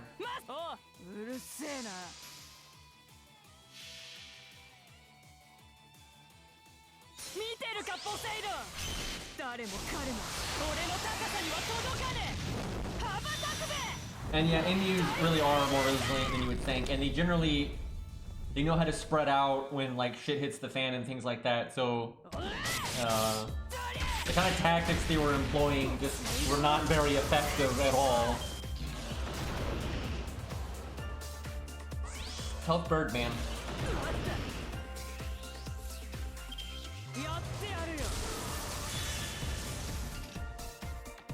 Okay, so critting here is an absolute must because we sacrificed a lot to make this happen.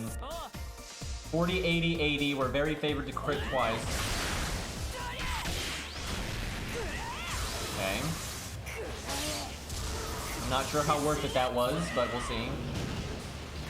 Can you not, Dragon? At least we had the attack down.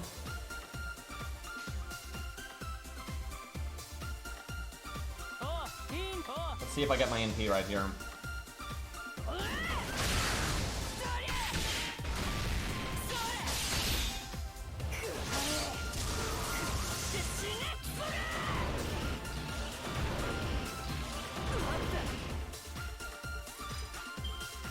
This could be better right now.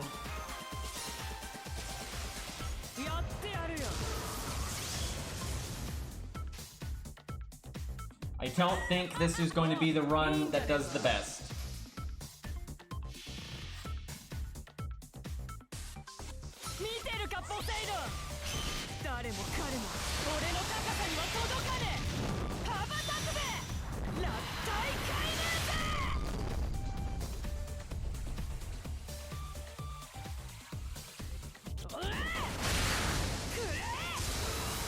Well, we got a crit. This is still doing so much worse than those runs earlier because we made it to the 700k range and we're not even close right now. That crit turn though really didn't help us out. Okay, I need to make sure we don't die on this turn so the guts goes off on the NP. This is really sucking though. Is there any world where I get my NP if I do Art Quick? The Merlin thing is not off cooldown, so I'm gonna say no. Although we have a 50% chance to crit. Let's do that.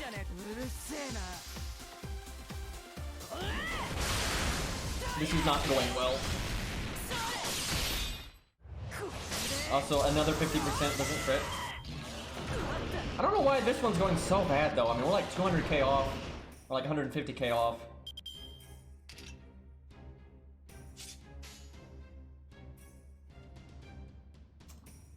Well, try to set up a good turn at the end here. Best I can do. I don't really even want to test Atlas because I think it's a waste of time, but I mean, there's a chance that it's better, but I think Atlas will have like a really good average. I just don't think it's like peak would be that good.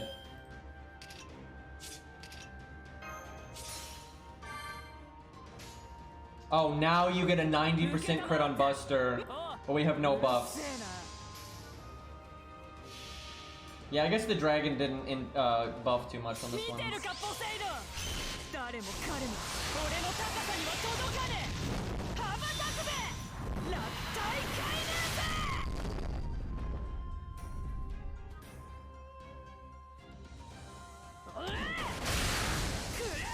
Okay, now we're in the ballpark.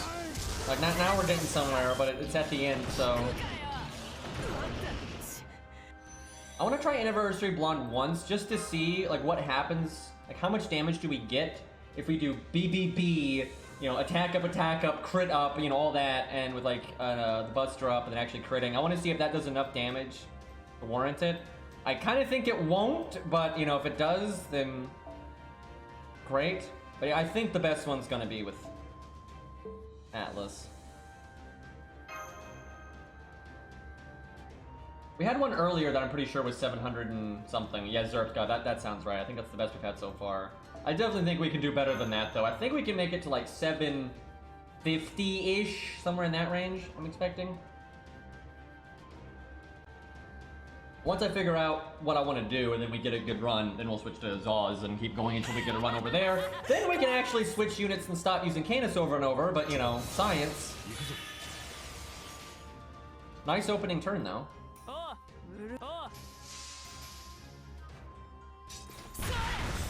Yeah, this is going to be a Canis stream for the most part. I mean, we will use other units, but this is going to take a while.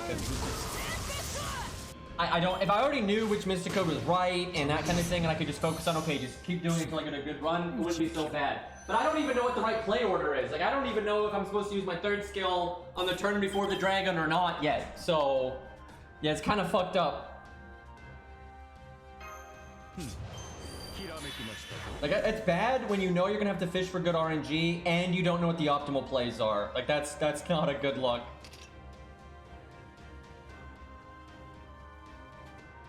I might end up killing one of them here, which I shouldn't have even done that quick card then, because if I kill one of them, I won't be able to, yeah, I think I just messed that up.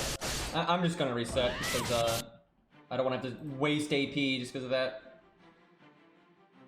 Because now, if I my next hand I can have good Star Gen, I'll kill the last Golem, so that's not good.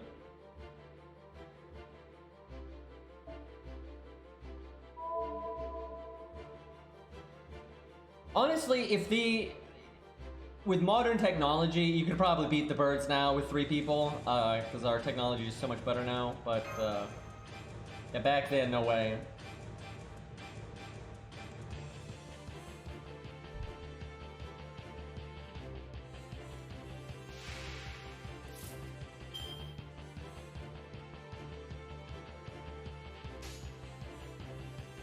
I mean, it's still pretty funny. I mean, like, you know, the people of the era were, you know, having...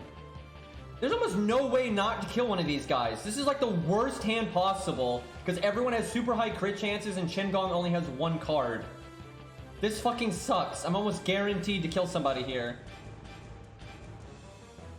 And I like how Arash has 100% crit chance on Buster.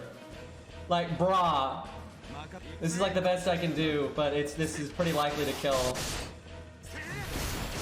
Dude. Fuck this game. I actually had a good start, and now it's like completely run. Because there's no way I can make stars now. That's so stupid. There was, yeah, that hand was like impossible not to kill somebody. Well, maybe we get lucky and Canis doesn't just shred this thing. Oh! Ooh! Okay, it's bailed out.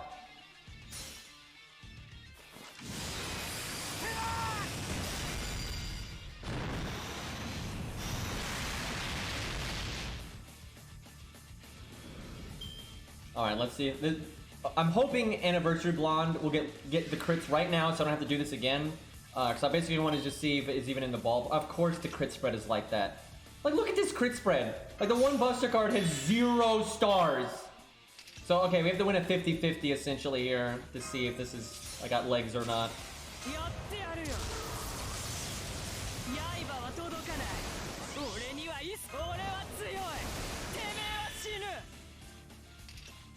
This crit spread.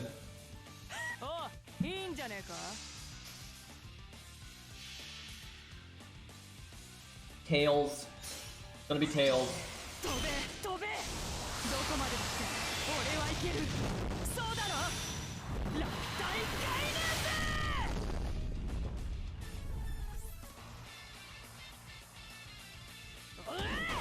It was Tails! How about that?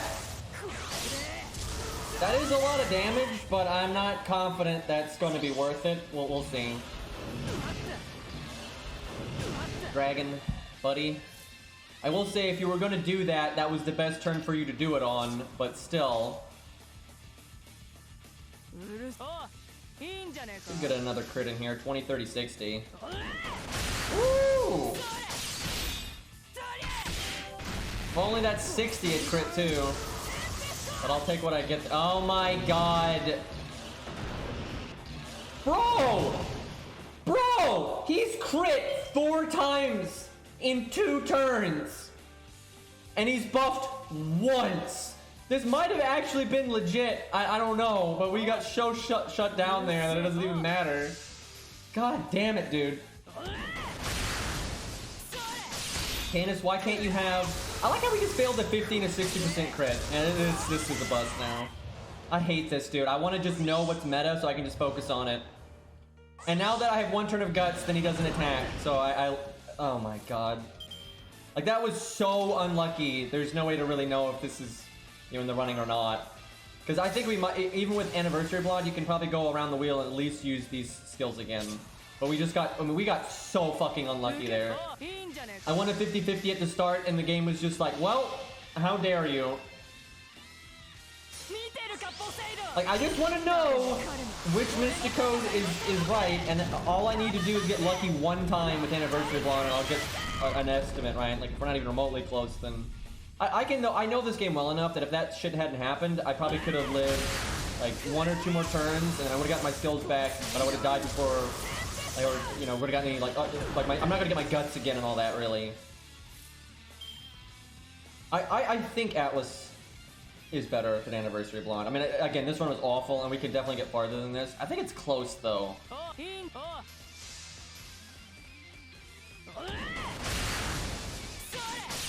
Oh, now you crit. Oh, now you crit.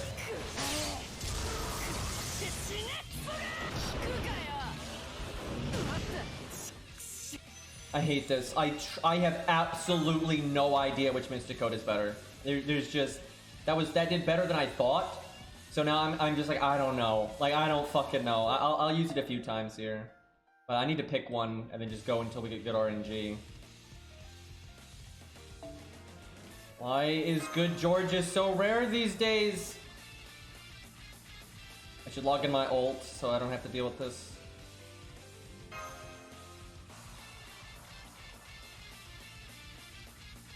I think Atlas is going to be best, but I'm really not sure. I think if you get really lucky, Atlas is, like, gotta be better. I don't know, though. Sometimes what happens, this is really easy to overlook. And I've made this mistake before with, like, Ku, and switching it was really good. So, sometimes when you use Atlas, you're still only using your skills twice, right? And then there's just a bunch of turns at the end where you're waiting for them to come back, but they never come back. So you don't use them a 3rd time. And then if you didn't use Atlas, you would have used them twice as well. It's just you would have just barely used them twice. So at that point, the cooldown reduction really is not helping you. Like, it's not giving you long-term value. It's just not. And I've had several times where, yes, I use Atlas and I cast my skills again sooner, but then I never cast them again. But I would have lived long enough to have cast them again without Atlas, right? So it's like, what's the point? You know, God Juna, the fight with God Juna is like that with Ku. So the second I realized, wait a minute, there's not actually any reason to use Atlas here, and I switched to default, and then it was way better. This fight might be like that, where you can, if you get, the run goes well, you're going to cast your skills twice anyway, but just barely. And then with Atlas, he'll cast them twice easy, but then you have a bunch of dead time at the end where you have nothing, right? So it's not, Atlas may not actually be the best here. I'm really just not sure. Okay, I'm going to not do the Buster card. However, sometimes Atlas allows you to cast your skills 3 times, where otherwise you'd only get to cast them twice. Or it lets you cast them twice when you'd only get to cast them once otherwise, right? And then it can be very worthwhile.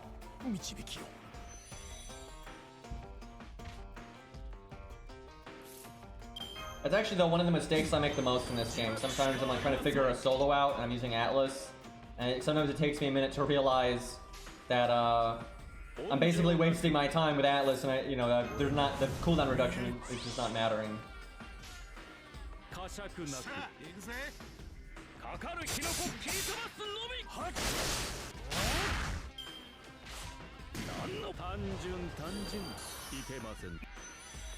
Okay, all the golems are alive. That's good. At least we got a quick card. I guess we go for overkill.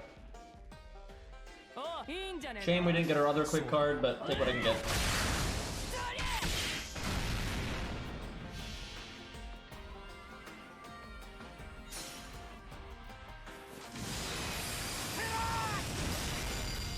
Right now we're like in limbo though, because we're basically testing both Canuses right now. Right now we're just trying to figure out which Mystic Code is potentially the best. And that's taking longer than I would like, because RNG is a bitch. I think with Anniversary Blonde, you should cast your third skill before you switch over, because you might be able to cast it again if you do. And that's really good. Like, that's really good. Only 30 stars. There's no way this is gonna be a really good run. This is where a certain CE might actually be good. If it was level 100. Because it's just more stars. Well, I mean, we haven't been doing this for 2 hours because we showed up Joan of Arc and Ushi and what's her name? Helena, that's the one.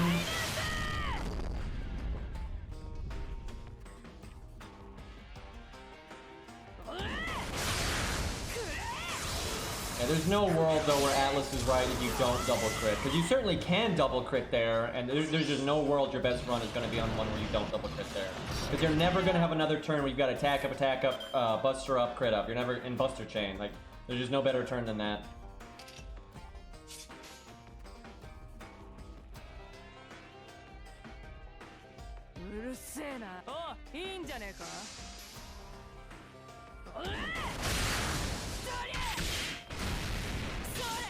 I feel like we're getting really cursed luck though right now. Her costume looked awful. It's not good, and there's so much janky pop-in with the flag like appearing and disappearing. Probably the worst one in the event so far, I would say.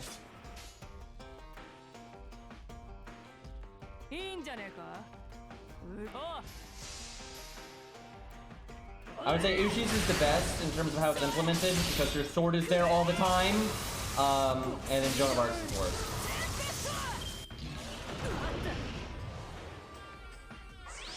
I'm not even gonna get my NP here, I don't think. Oh, okay, never mind, we did. And we lost Guts, though. Can't believe if I could've just crit on that fucking turn.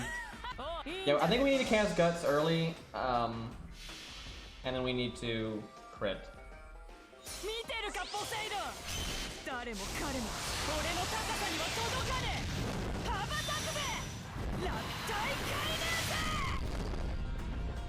You should never make a costume for someone without an animation update that's an old unit, unless you're going to also update them with it. Like you did with Fuma, right? It's just stupid.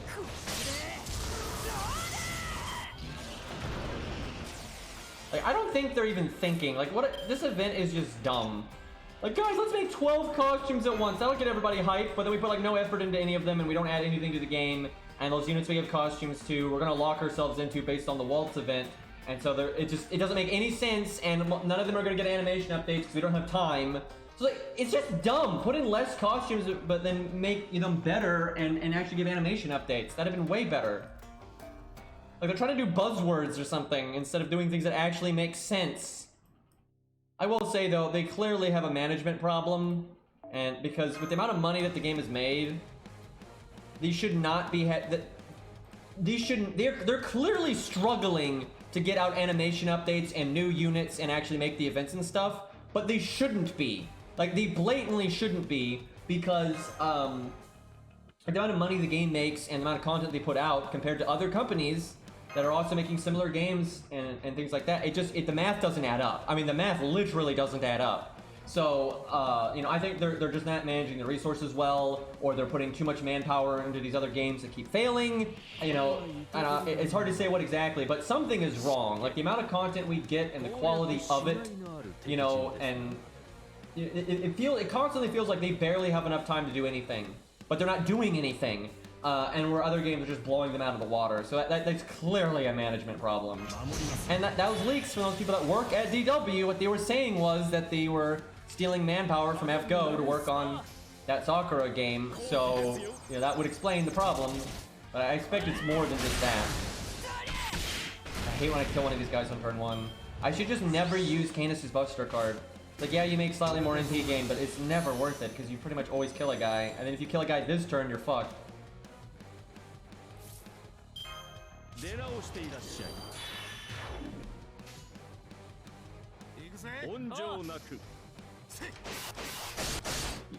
Being an adult is difficult, yeah. Well, at least he didn't die, and we'll get like maximum overkill there. That's good. Alright, give me double quick. I hate this fucking game. What the fuck? Just, what the fuck? Got 3 quick cards in the deck, and this is what we get. Because Arash with the Stargent up with his quick card is a decent amount of stars. Nothing amazing, but certainly better than 2. So there's almost no world where I want to use Anniversary Blonde just because it's so reliant on that turn being lucky. Also, I should have cast my 3rd skill and I forgot.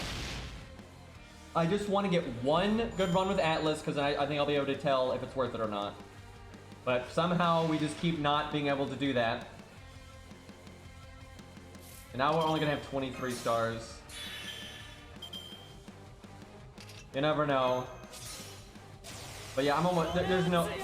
For Atlas, I'm not sure when you cast the Guts, but for Anniversary Blonde, you definitely cast that turn early. Because the Guts is never going to go off on the first proc there, and you might as well have a chance at it coming back.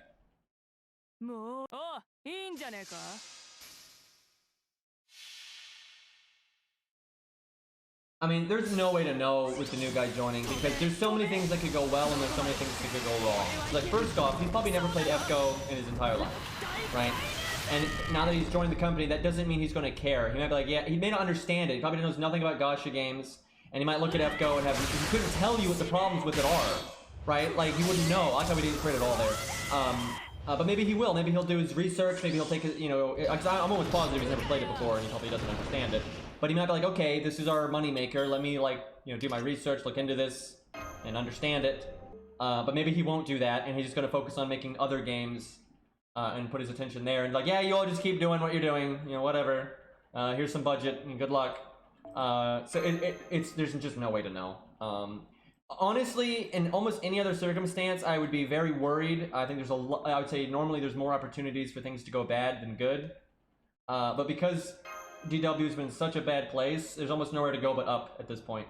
But I think it's totally possible he'll just not understand FGO, not try to understand FGO, and just give them a whatever budget because, like, yeah, it's making money, so just give them money and keep doing what you're doing.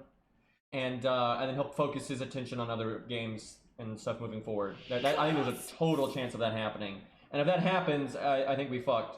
However, there's a lot more to being a president than actually doing things yourself. You know, a lot of it comes down to how you delegate. Like, he might know. I don't know anything about gacha games. I know nothing about FGO. It's made a lot of money, but it's kind of struggling right now. I need to hire somebody or put someone in charge that is going to understand it and know what to do and how to fix it. So I'm going to put them in charge and just let them deal with it, right? And that might be just what the doctor ordered, and that could fix all the problems, right? But maybe he doesn't do that, or maybe he does delegate, but he picks someone really fucking stupid who has no idea what they're doing, like Baba, and you know, it just goes right down the drain. So there's just too many internal workings that we don't have any access to, so there's almost no way to know if it's going to be good or bad. I'm glad it's happening, though, just because I think any kind of mix-up at this point is good, because, you know, it's been a real shit show, so I'll take the risk, right? I'm happy for something to happen, and maybe it works out. And, you know, they're still going to be working with Type Moon, so he's going to, because he's the president of DW now, I'm sure he's going to have discussions with Nasu and everyone, and, you know, maybe they, you know, point him in the right direction and whatnot. So we'll just have to see. We'll just have to see.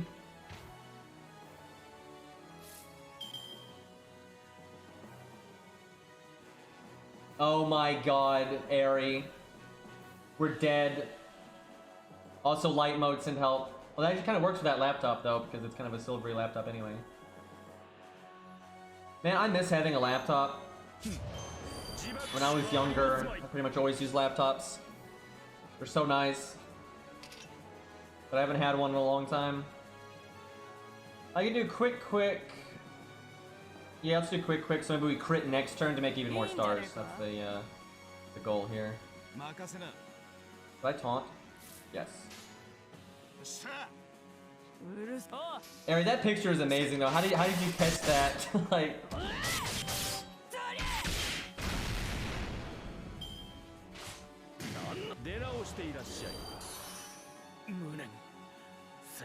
See, we have 18 stars right now. Why couldn't that be next turn? Oh, got quick cards. This could be the one, and we can overkill. All right, if we're gonna have a lucky run with anniversary, this is the one. He was crawling everywhere.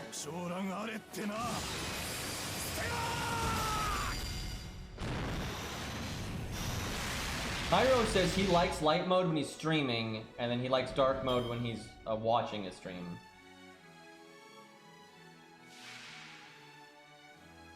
For me, it really just depends on the website, to be honest.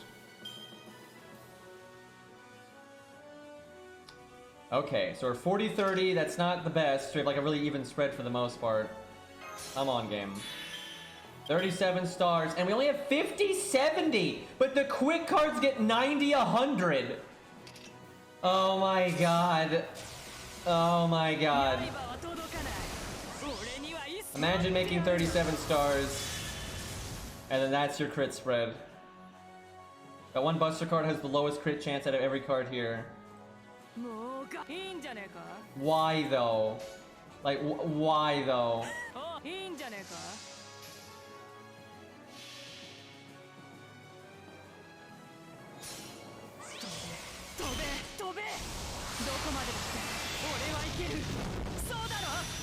Really, it's like Twitch in light mode doesn't even look that different than just like YouTube, right? But it is just kind of off-putting, I guess, to some people. But it's really exaggerated, like how bad light mode is, right?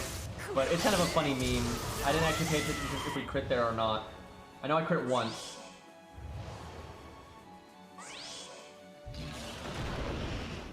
I suspect we only crit once. Oh, did we double crit?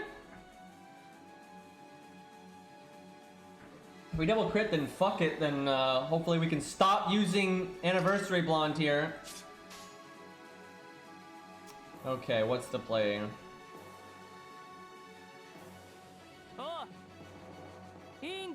You know, even though we got the 40% attack up, I'm leaning towards doing... Yeah, I'm gonna do that. Because they've got a crit chance, and I think getting my MP a bit faster is worth. I was so hoping that 50% would crit. We weren't wasting the 40% attack up.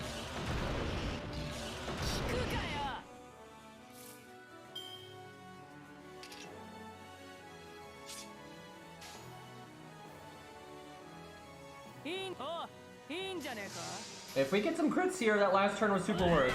Lost to 50-50. Got to 60. Lost to 70. How do you lose a 50-50 and a 70%? God. Well, this is not going to be like a P... Oh my god. Oh my god! Fuck you, game! We were finally going to get like halfway decent data there, and then you've... I hate this fucking dragon. Does he have any NP buffs? It's 2. Okay. I'm just using Atlas. Anniversary Blonde is just way too random.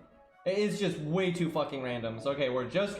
Fuck it. If I'm wrong, I'm wrong. I don't even care. Because I'll be wrong with Zaz too. We can be wrong together. I'm just going to use Atlas. And we're going to do a few runs here. We're going to see what our best attempt is. And then we're switching to Zaz. And we'll do a bunch of attempts there. And we're done. I just... Fuck this RNG shit. It's stupid. Oh, the music is looping.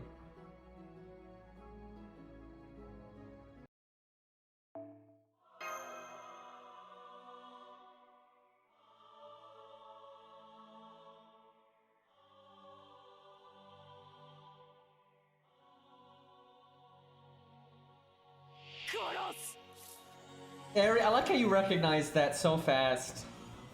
Like, I was like just doing the intro part.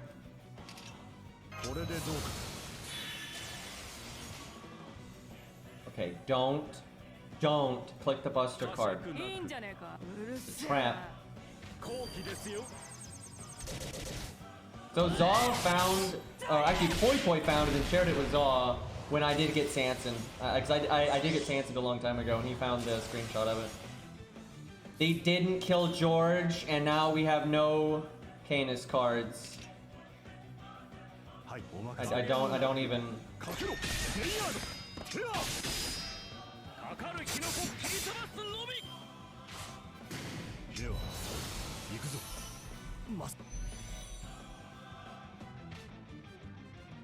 I think, I'm pretty sure I know how it happened. So, I think back in the day, to get Sanson, like for me to get Sanson, I'd have to be in my chat like a normal person, like have my stream up like you all have my stream up, and not be in the dashboard.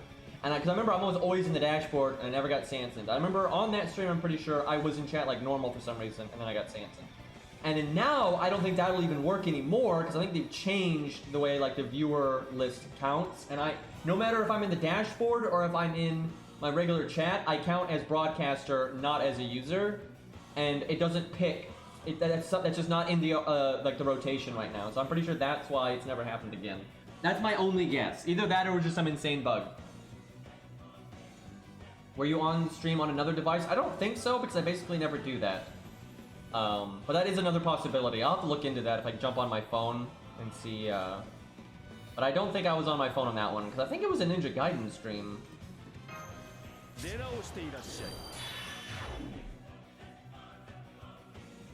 I'm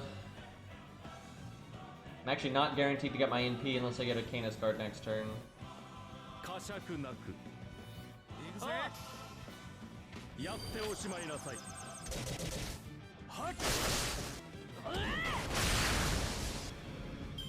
Sucks that I killed that guy, but...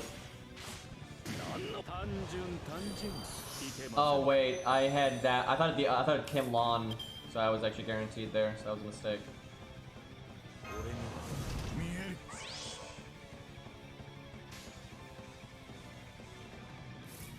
So basically, if you cast your third skill or not here is dependent on if the dragon attacks a lot or not on the first two turns, and there's just no way to know. I mean, it's just so random.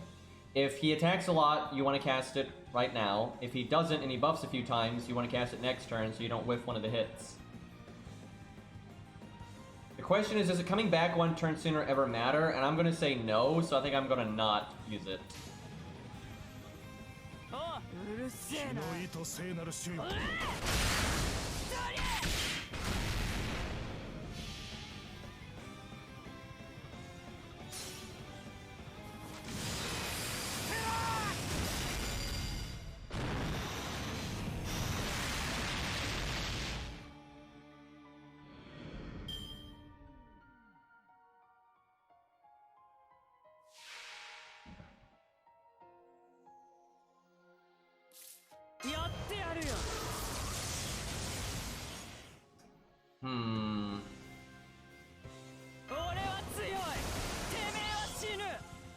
I think I'm going to not Buster Chain, and I'm going to quick.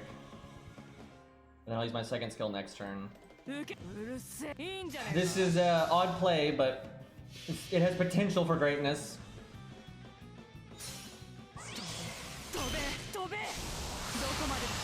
So Canis is a really good unit, and even if she doesn't crit, she gets a lot of value. But the thing is, we're not testing like her. We're wanting to get like that good run. We're wanting to the best case scenario. But I've used Canis a lot, and even when she gets kind of wonky luck, you know, 'cause she doesn't have Star Bomb or anything, so she has a hard time critting consistently. Now, if you bring Anniversary Blonde, you can crit consistently. You just have to not do it on turn 1. You have to like do a turn where you do quick, then do the Star Bomb, and you're good, right? But yeah, I've used Canis a lot, and her track record is extremely good. She keeps up with really good units, even if she doesn't get super lucky. And if she does get super lucky, then she does super excellent, right? But it would be nice if she could get a buff to just be more consistent, so you don't have to be so... Because it doesn't feel good when you know you don't get good luck and you know you're just missing out on like this massive amount of value, right? Even though her like peak value is probably more value than you should really be getting out of a 4-star that's an AoE unit, but I mean, we got Sitting Master now, so... I like how we have good crit chances, but it's not on our Buster. Yeah,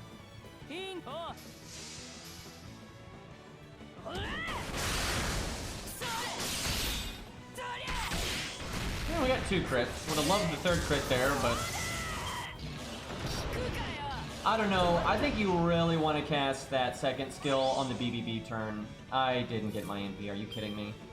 But the reason I think you want to cast it on the BBB turn is because of the extra attack. Because then the extra attack is benefiting from the 40% attack buff, it's benefiting from the attack up from the 2nd skill, it's benefiting from the 1st card Buster bonus, and it's benefiting from the 3 of a kind bonus. That is just so many things going into your extra attack that I think you got a BBB at the start. I think that's the right play.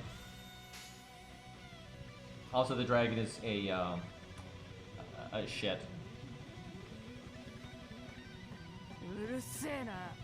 We'll take the 60%. Now we'll do this. See if we get lucky next turn.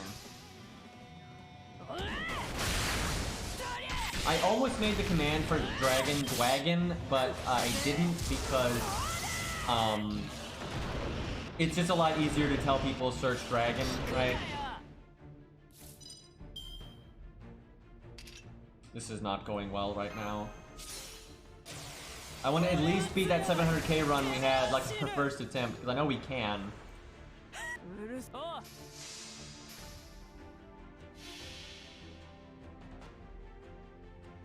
Bahavia.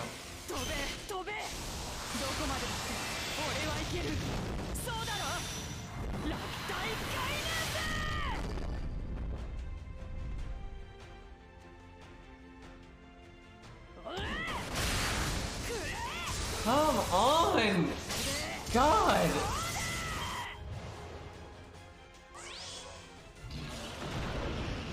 Always liked the idea of we've never made an official name for him. I always liked Richard though for the dragon.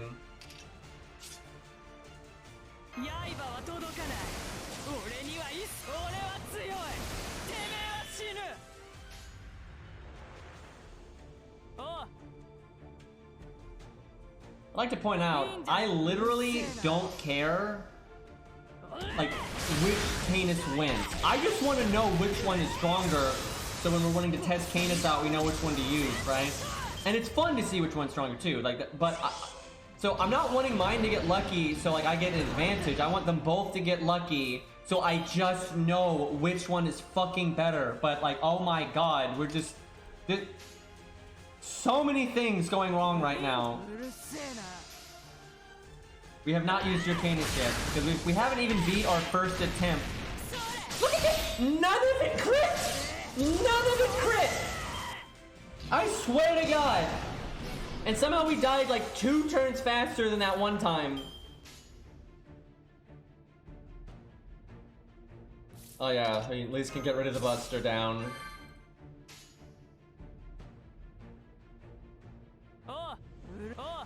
I like how our literal first attempt has been our best attempt. And I saw that we weren't even that lucky on that attempt. So it's like, I know we can get farther than that.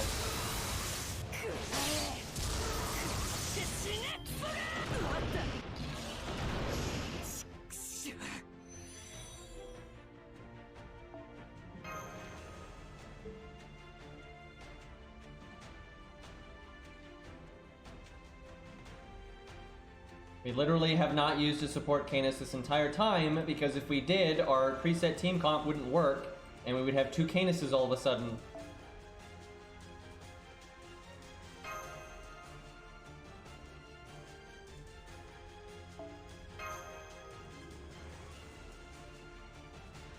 I'm telling you, I really want a Canis C, D, not B this time. I really want that at level 100 at some point, because I want to know if the 4 stars from it, and then what you do is you give her a star bomb on her Buster card. So you do Buster quick. So you're actually getting 6 more stars than you normally do.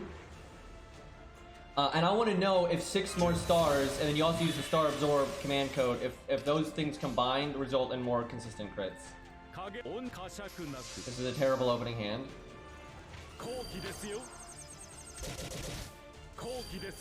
Canis soundtrack. Cool down.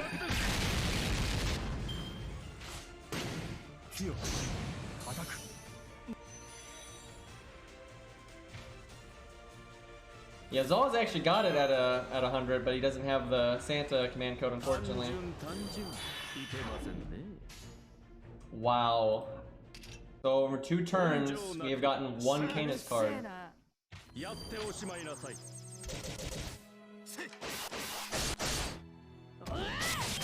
Okay, but we crit though, so we get our MP anyway.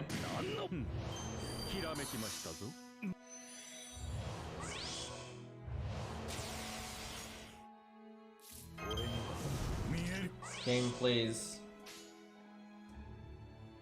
Okay, this is a good hand here. How much the best you're gonna get? The only thing that would be better is if we killed it so we got overkill and then we also crit. So you could still make like 3 or so more stars there.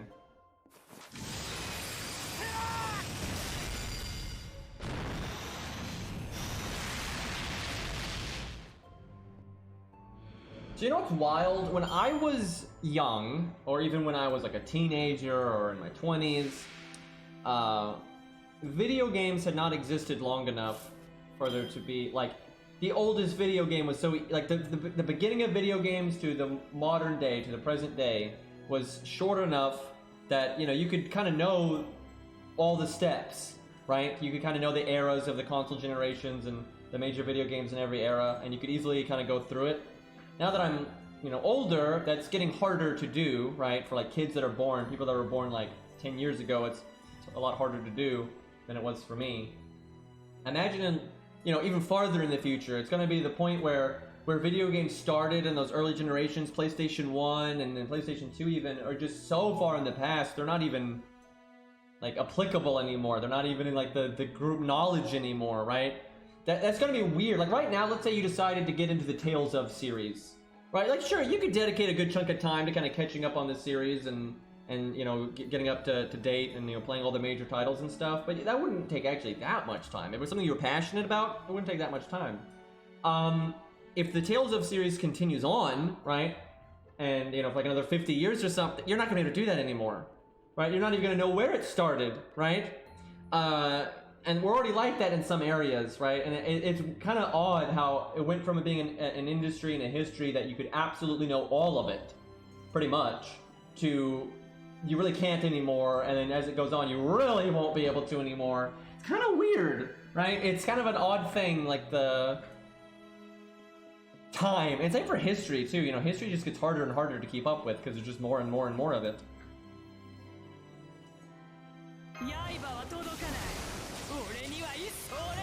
Okay, I think what you do is you just play this standard. You don't hope for great RNG. You just play it standard until you happen to get lucky and you do get good RNG. I think that's where you're going to get the best run.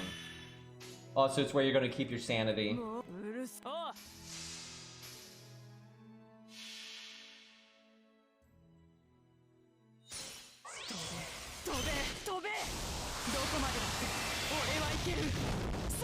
And man, you're gonna have things like, you know, classics like Mario 64 be like almost impossible to get anymore, and then like hardware is gonna advance so much that you won't be compatible with like, you know, even emulators on modern computers and stuff because it's like file formats will change so much and that kind of thing. That's why we didn't crit even once. Like just not even once. If all those buffs, like, and that's what I hate is anytime that happens, I know the run's done. Like that turn is the most important turn in the entire run. Because there's just so many buffs in one spot, you have to get lucky on that turn. There's no getting lucky throughout the rest of the run, making up for not getting lucky on that turn. Like, and the other turns, you know, they're not going to matter as much anyway. But that turn is so frustrating because it's so important, and it's basically a trash can run if it doesn't go well. So you should probably just go to sleep, man, and then just watch this morning, because there's so much RNG in this. Because it's not like if we use, I can't switch until I at least do better than that first run, because I know that first run wasn't even that lucky. Like it was a little lucky, but like I haven't. This sucks. This is why I normally do this stuff off stream, because this is boring, right? It's not fun to watch this, and I normally, when I do this off stream, I'm doing other things while I'm doing it, right? because this is so tedious, because I don't even know what the right play order is. Like I don't even know when I'm supposed to use my third skill. I don't know when I'm supposed to use invulnerability, right? And some units it's very easy to figure out what their meta play order is, right? And some units it's just not. And Canis is a fucking nightmare. I like Canis and everything, but she really is an obnoxious fucking unit to figure out what her meta like turns are.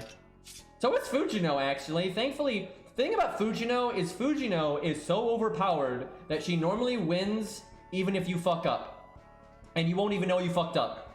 Like, she normally has so much value that you will beat what you're trying to beat with excess value, like leftover turns, and so you wouldn't even know if you messed up or not. You don't even know, right? Because Fujino is that busted. And that's actually kind of nice. So, but yeah, Fujino. I doubt every play I ever make on Fujino. I'm always like, wait, was I supposed to do that? And I don't normally get my answer either. It actually makes it hard to learn though, because normally what happens when I play Fujino is I'm like, I don't know if that was right or wrong. And maybe it was right. Like, I'm not sure it was wrong, but I don't know. And then you win anyway, and you're like, well, you know, it's like, I don't know. And so yeah, she's a very difficult character to... Are you kidding me? That was like the worst run we've ever had right there, I think. That was just terrible.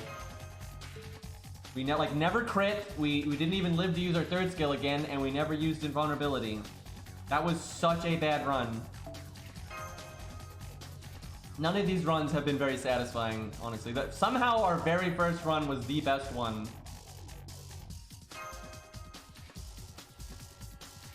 And with Ku, Ku is kind of like that when you first start playing him, but I have played Ku so much, I know I pretty much got it covered now, and there's a lot of different fights, right? It's like now, thanks to Gaijuna, right? I know to look out for, wait a second, should I be using default instead of Atlas and that kind of thing. So like Ku with time, I have figured him out, and normally if I'm making a mistake, I can tell. I know what to look for. I know, I'm like, oh hey, I can see like the way my NP's coming back here and stuff. This isn't good. I need to change this, or I need to cast my guts sooner. Because I do mess up on Ku sometimes, still very much so. I don't play Ku perfectly every time, but when I make a mistake, I can generally tell very quickly, and I just know the kind of things to look out for. Because one, Ku is not the hardest to play unit in the game. He's not the easiest either, but he's not as hard as to play as like Fujino or something. And I've just played him so much that I know it, like I know how his solos go like the back of my hand, which is nice. So I never like have to second guess myself. I can generally, even if I make a mistake, I know how to correct it. With like Fujino, I'm not even sure if I'm making a mistake in the first place. So it's kind of messy. Let's see, who are some other really tricky units? It changes a lot depending on like solo or team. Like, so many units are simple in solo but then hard in a team, and then vice versa. Let me think though, what are some that really come to mind that are kind of tricky? Definitely not Herc. Herc is very easy. Herc is really straightforward. There are a few things now if you should like cast your guts early, or if you cast your evade right away, or not cast your evade right away because you want the guts to proc for the buster up. Right, so there's a little bit of stuff with that now, but I guess a Reshigal, she's not super hard, but there's definitely some stuff to be learned with a Reshigal. Choco Jana, oh my god, there's so many things that can go, like, it's like, wait, should I let my health drop and not use any healing, and then use guts, and then use all the healing, or do you use it as you go, right? Like, when do you do the buff success chance? Like, there's definitely stuff with that one. There's definitely some other ones that I'm just not thinking of right now. There's so many units in this game. I know there's some units that whenever I play them, I'm like, second guessing myself like crazy. Hijikata's pretty easy to be honest, actually, and he's more fun with his buff, but it's actually really obvious. And he's kind of like Gwaine with the way you want your gut stuff to work out.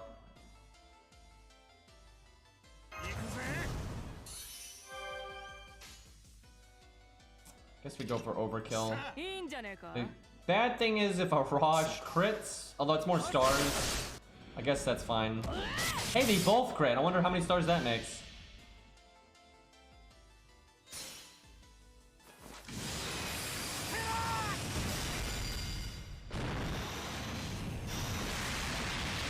Reshigal does not need a buff at all. Like, she does better than most single target Lancers, and she's AoE. It's pretty busted.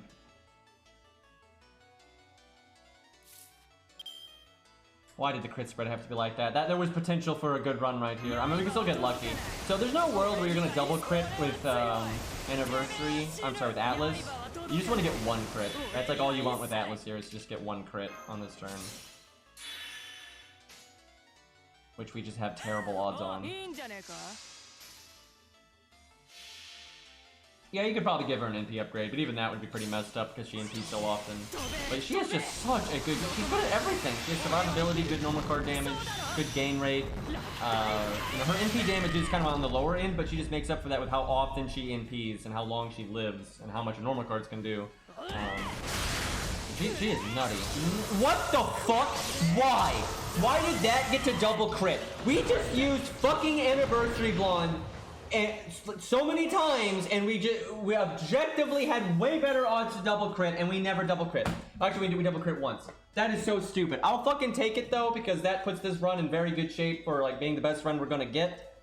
So this might be the last one we have to do. Let's hope everything else doesn't go to shit. I have no idea what to do on this turn though. I don't know if you do Art Quick and just start working towards the next NP right away, or if you want to take advantage of that last turn of the 40% attack up. I feel like you want to take advantage of that last turn of 40% attack up, but I've noticed anytime I don't do Art Quick here, I NP one turn later, almost universally, and that's not good. Because you're not Buster Chaining as soon, you're not applying the crit up as soon. I think you kind of do a half measure though. I do think ultimately this is the best thing to do, is do Buster Quick Art, you still get good NP gain, and you have, you know, some decent damage. The dream is though the art card crits, because then you don't really fall behind on NP game. But I do feel like it's just not a good idea to waste the 40% attack up. That just doesn't feel like a good thing to do. Oh man, normally I would do Art Quick here, Art Quick to make sure I NP, but we do it at 40-40. But ultimately, we don't have our attack buff, so we just make sure we NP here, I think. No crits so far, it's not great. But we got it. But this is where we don't want him to just rip us to shreds. Hey look, he ripped us to shreds, he just triple attacked there. If he had buffed a bit there, that would have been really good for us. So what we need is to not use invulnerability and not die. So we can do the attack down. Really what we just needed, we needed that jackass not to triple attack last turn. We needed him to buff just once. If he just buffed once, I'd be feeling pretty good right now.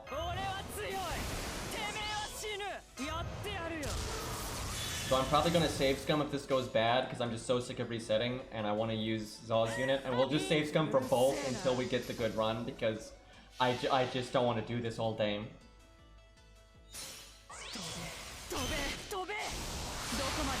Ozzy can fucking solo the dragon dude at neutral. And that is just so nuts to me. Like, I can't believe that. We have really good crit chances here again though, so that's super lucky. Alright, if we don't die this turn, this is probably going to be about the best we're going to get. Dude, the dragon is attacking though so much. Okay, what's better? I think what we do is, you know what? I don't know if I should use my attack down there, because I could have used it when I use the damage cut later and potentially take 0 damage, even though I have like no health. So if I do invulnerability here, I'll use Guts on his NP next turn, and that'll take 1 hit of damage cut, and then next turn I'll have 2 hits of damage cut left. The other play is you do damage cut now, and then maybe you take no damage, and then Guts goes off next turn, then you invulnerability. It's like the same. I feel like invulnerability now is just more reliable. Like, both of them are guaranteed to live 2 turns, and either one could potentially go 3 turns. But I feel like doing invulnerability now is slightly more likely to work out. If the dragon triple attacks, though, on the turn after, we're dead no matter what. Like, no matter which way we went, we would be dead no matter what, so. Also, if he crits, we're dead no matter what. This is where the heal Mysticode might actually be worth it. Okay, do I feel like I go for an NP or do I go for damage? I think it's too random if I can get an NP or not. We might do Art quick next turn though, depending on how things go. Would have loved the one crit on that turn because we had attack up and crit up.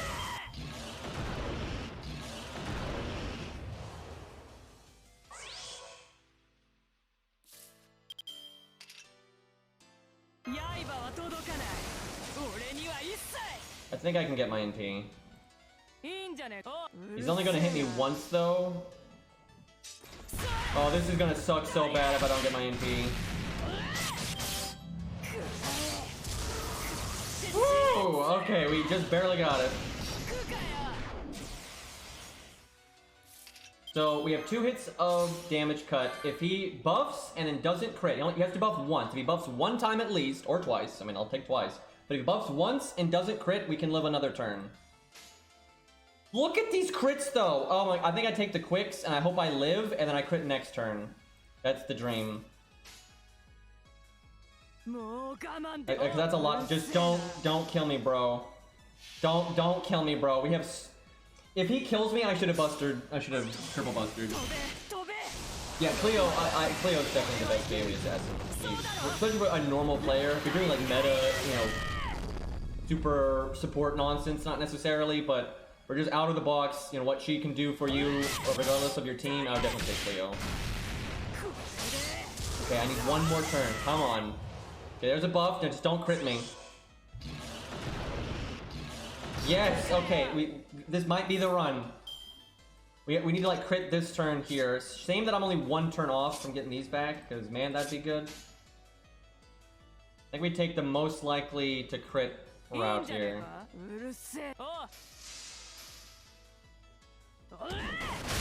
Damn it. Damn it! We got 1 crit. I think that's still our best run that we've had. That could have been so much better at the end there. So she could probably make it to 750. I think that's about where she could get reasonably. You know, of course you could get even more crits than we got, but okay, so 763. 763. Looks like Zerp's got it. It is now Zaw time. That's about the most my sanity can take. It's clear though that you could get to maybe 750, right? That's definitely possible. So if Zaw's able to like clearly get past that, then we know his is definitely ahead.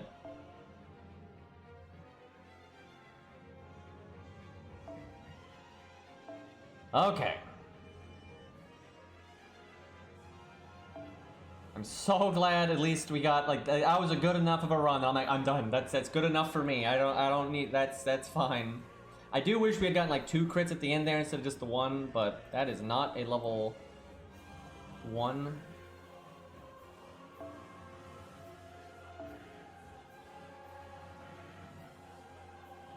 So that's not Arash, that is Zushi.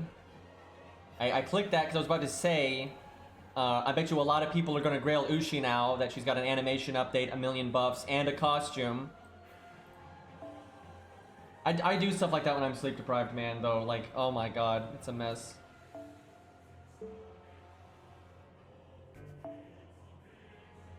I really want to, I'm wanting to grail. People keep telling me to do it on my ults, and I get the logic. Like, Ari even told me to do it on my ult, and I totally get the logic. But I'm telling you, man, I want to grail Caligula on my main because, he's so cool now! And he's already got decent skill ranks on my main. He's like 8, 10, 8 or something. But my main wants to grail Tesla really bad, and you know, potentially new units like Sir K and things like that. So I don't know, it's rough. I wonder if there's any world where default is actually good for her, because the heal could buy you a turn, and the attack up is universal, and it applies to the extra attack too. I'm not testing that right now though. I don't care.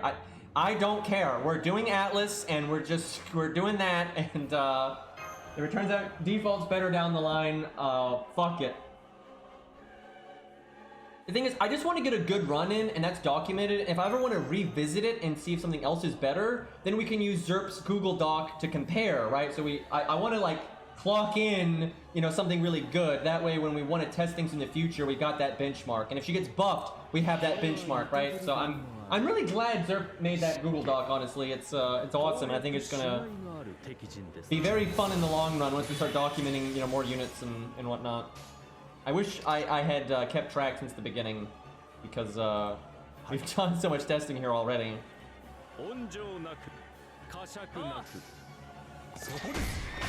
Yeah, Ushi is easily in the top tier 3 stars. I would say the absolute best 3 stars right now overall. You know, there's obviously certain people come into the spotlight and certain gimmicks and all that, but for just overall usefulness, I would say it's David, Ku, Ushi, 100 Face. Those really are the biggest ones. I'm not sure anyone else is quite on that par right now. Those ones are, they really, really stand out. I tell you, 100 Face just impressed the shit out of me though. Fuma's up there, but he's not quite that high. But when we were testing 100 Face again recently compared to Ushi and just how well 100 Face did, I tell you, and then using her against Raiko as level 70, right, against that Raiko shooting fight, and her just totally carrying there, like, she's really good, right? She's very, very good. Let me look at my tier list. I want to see what did I put on the top. Now my tier list was before some of these buffs, but let's see, who else did I put up there? That was pretty much what I put up there. Oh, and Robin. Yeah, and Robin is up there. I do feel like the Ushi and 100 Face are ahead of Robin these days. But yeah, those I would say overall are the best. Is David, Ku, Ushi, 100 Face. I think those are the they're just so universal in so many situations. They are just so helpful. You will never. It is such a good investment on an account if you're playing FGO to level those units. Even if you're looking at their skill rank, like, oh god, those hero proofs though. It's always a good investment. Like get that second skill on David to 10, right? It's so worth it. The only other unit I can think of that I think that is up there is Asclepius. The thing is, I don't really put Asclepius on the same level because those units are just so usable so often. Asclepius is still pretty in the role of it needs to be a fight where a support makes sense and a debuff, anti-debuff support makes sense, right? And that makes sense often, but yeah, we need that Hans SSR. But that makes sense often, but it's not as often as you would use Ushi and 100 Face and Ku and David and all that. Not quite as universal. Yeah, if you're an Ushi fan, you got nothing to fear. There's no issues with Ushi, right? And like, if you grail her, she keeps up with anything, and her performance is extremely good. And you got good animations now, and you have a costume, so...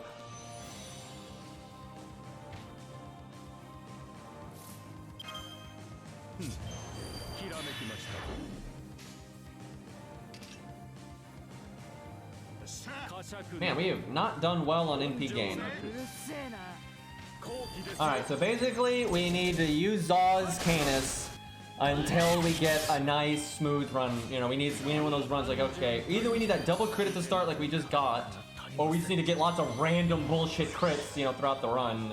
And we have to at least crit once though. There's no world where you get a good run where you don't crit at least once on that first turn. There's no way. There's just too many buffs there. Like, even if you...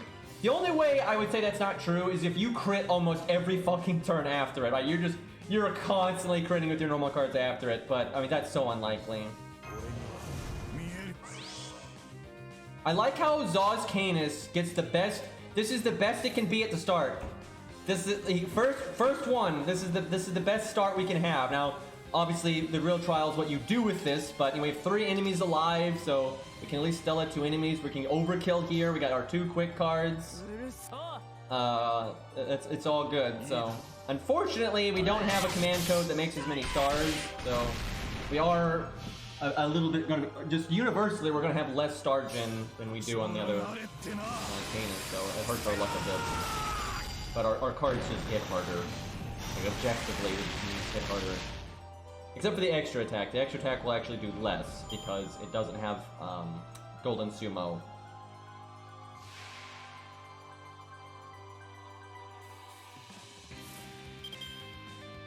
Okay, we got a 50. Give me that fit. Just win a 50-50, forehead. All you gotta do is win a 50-50.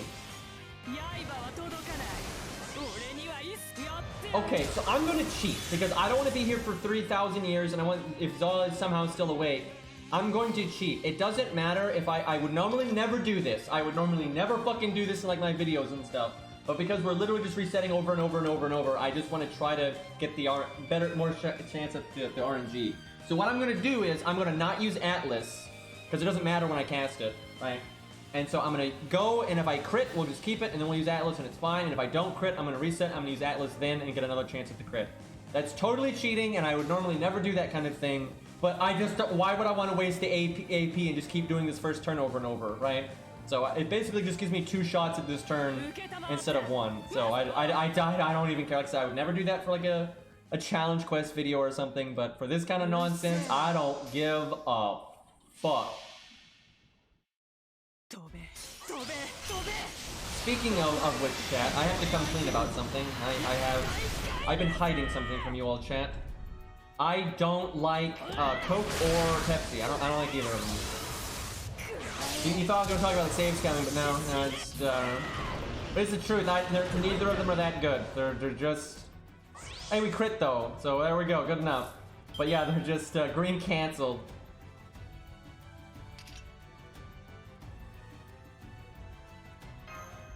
Okay, now we use it though. Okay, good start so far. Looking good. What's the play here? I think we do what we did last time. 40-20-20, might get a crit. Damn it. Come on, give me something. Yes, okay, that's good.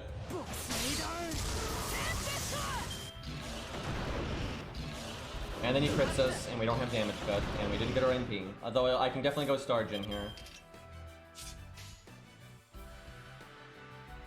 But that 50% though, I think we take that 50 because it's got the faux pas and we don't have the Santa Ultra one anyway, so we gotta play to our strengths here.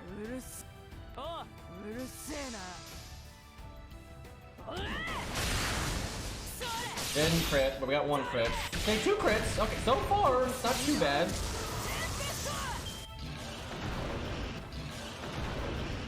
Terrible luck there. Although normally our guts goes to waste where it didn't go to waste there. So it kind of bails us out, but he has one buff. Like, brah. We're getting good luck with crits, but I think we're gonna live 1 turn less.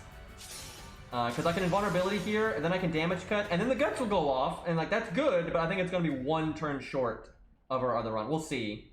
If we get lucky, we might be able to make it the same. We got 2 50-50s though. I tell you, this run is... The crit side of things has not been going too bad. I'll give it that.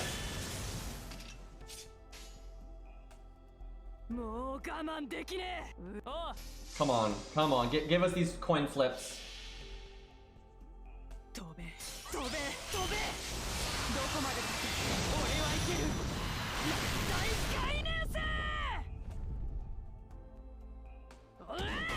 Yes.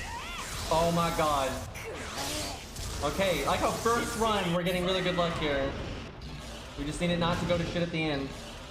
That's actually good. If he was ever going to crit spam, that was the best turn for it. We got good NP gain there. Alright, we need guts to not go off this turn and then go off next turn. So yeah, we are going to be short 1 turn compared to the other run.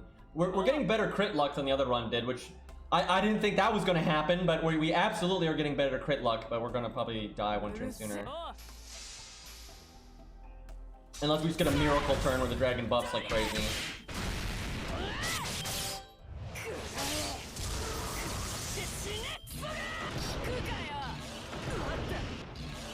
We got our NP sooner though. We actually get... This is something the other Canis never got to do. We can NP and we'll have double NP up. I think I go Buster. Because on the off chance that we crit, we'll have double crit up and we have these faux pas, so...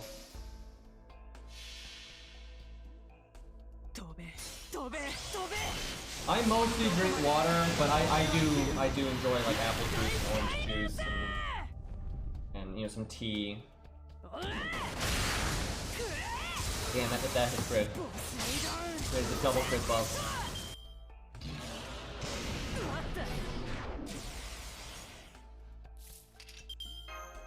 So, what I want to see is if we're not going to be quite as good as the other run, but we're also dying 1 turn sooner. What I want to see here is, do I think we're within 1 turn striking distance of beating the other run? Because like that'll tell us a lot.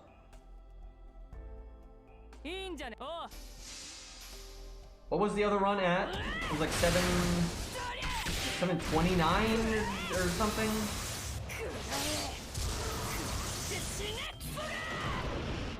So if we lived one more turn, 763, I mean, they're really close. They are so close. This honestly, what I'm thinking, I've only done one run, so I gotta do more, but what I'm thinking here is, and this is, I've kind of expected this, there's no significant difference between them. Like, where Zaw's is stronger makes up for where his is weaker than mine, and ultimately, there's not that big of a difference. I had a feeling that might be the case, and I'll do more runs, but I definitely think they're basically the same. I think where it could potentially matter, you will have some boss fights where the AoE damage from the NP is more important, and then mine is clearly favored there because I'm NP5. But there's other fights where the NP damage doesn't matter very much, and then Zaw's is probably going to be favored. I wouldn't, not yet. We'll do a few more. We'll do a few more with Zaw's.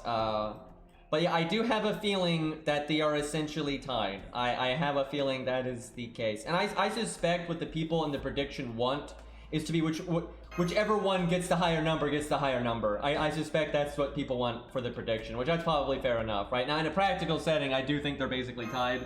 But for the prediction, we'll just go with whoever gets the higher number gets the higher number. And to be fair to Zaw, we're going to give him several attempts here. That was a damn good attempt right there, though. That really was. I wish we could have gotten that one extra turn, because that would have been a fair time to go, okay, that's about, that for both of them, that was about as, lucky as you're going to get. It would have been nice to have seen what would have happened there. But yeah, I feel like they're very comparable. The one thing, though, is I really like that mine has the command code, because just slightly higher chances of critting. Funnily enough, though, Zaw's crit more than mine, I'm pretty sure, but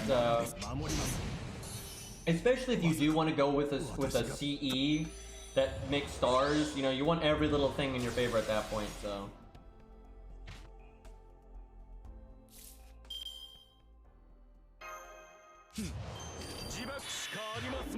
But yeah, I think they're so close, so. But there's just no doubt. Look how close it is right now. But as time goes on, it's only going to favor Zaw more.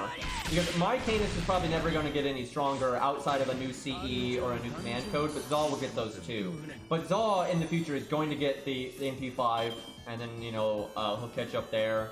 And there's always a chance if they bring back Golden Sumo or a command code on par with Santa Alter, so that I don't have an advantage there anymore. So as time goes on, Zaw can only catch up or get ahead, where all I can ever do is stay on par, right? So I think as time goes on, Zaw's is definitely gonna get ahead. Because faux pas, they're pretty good, and mine will probably never get any, so. There's just too many other characters that I super like, so. Go for the overkill, I think.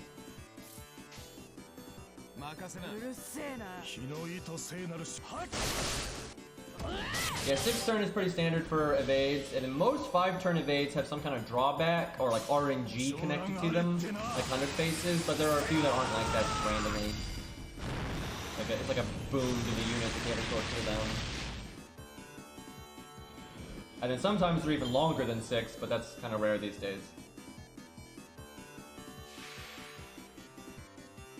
Yeah, I think a lot of people would spend a lot of rare prisms to get Golden Sumo. And what I like about Golden Sumo is just such a nice CE for just universal, like, testing, universal just, like, set it and forget it. A lot of times it's not meta. It's not very often it's not the pinnacle CE you could be using, but it's always super close. Whatever the pinnacle CE is, it's always super close to it. So it's just the one thing you can level and slap on any unit of any type and get good value out of it and just be like, yep, that's a nice baseline, right?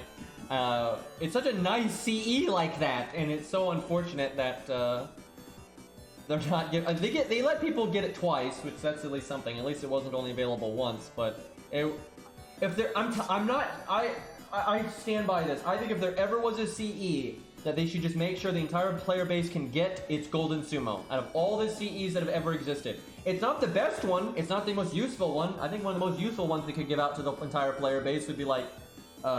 Poster Girl, right, or Yang CE, those things are so busted, but you don't really want to give something that busted out for a nice standard CE that everybody can have, a nice backbone, give it to your DPS, kind of thing. Like Golden Sumo for all, right? Like, Jesus. Aerial drive's great, it's just only for buster units. And there are times that aerial drive is better than Golden Sumo, like absolutely. But it's a buster thing, or Golden Sumo is in anything. You can be an art unit, quick unit, buster unit. You know, you can be a normal card unit that doesn't really use an NP, all kinds of stuff. Drunken Jolter's okay, but it's not even close to Golden Sumo. It is a nice, you know, universal CE, sure. But the thing about Drunken Jolter is it doesn't do anything unless you crit or you NP. So every single time you do an extra attack, every single time you don't crit, it's not doing anything other than its base attack, but any CE can do that. Where Golden Sumo, anytime the unit does anything, it kicks in, right? Because Drunken Jolter gives you 15% more crit damage. So does Golden Sumo. 15% attack is 15% crit damage, right? You know, 15% damage is 15% damage. And yeah, you have the whole buff stacking, you know, buffs scaling off each other nonsense, but you know, that can go either way. So yeah, it's nice that when you have a DPS unit, no matter what they do, they're doing 15% more damage.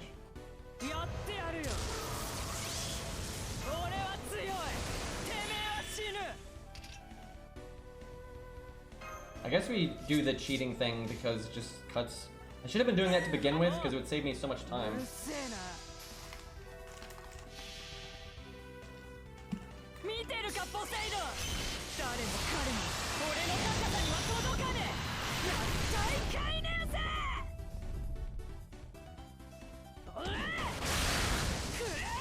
Really? 80% not critting.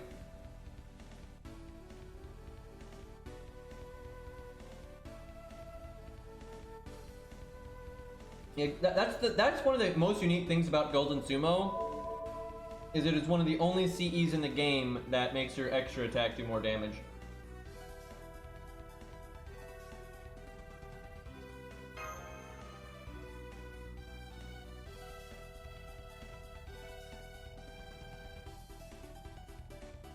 Can I get honorary access to the No Rider Kentucky Club since mine is NP2 forever? Oh, and you do not get the Ascension item, so he's stuck at level 40? Yeah, I think that would count, Red.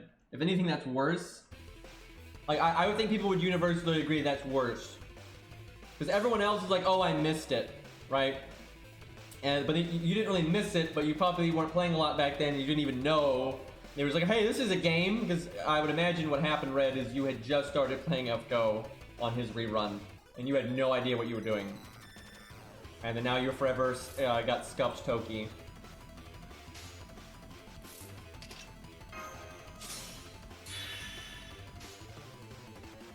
Maybe they'll main interlude it someday.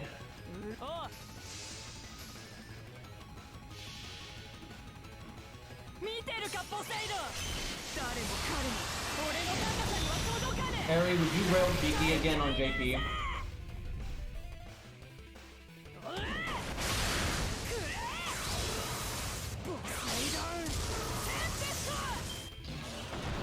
I'm gonna guess yes, because at least to 90. See, for me, it's like, there's a lot of units that if I'm like, I got it on my main account and they're already 10, 10, 10, I'm not really compelled or incentivized or even care to level those things again on my ult. Even if I love the unit to death, right?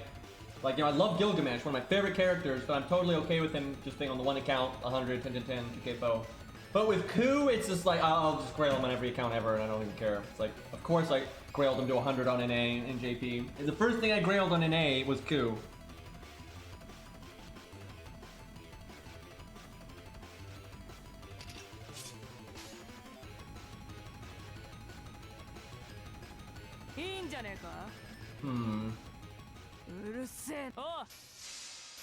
If I could get like a bullshit art crit here, I'd be pretty happy. Damn.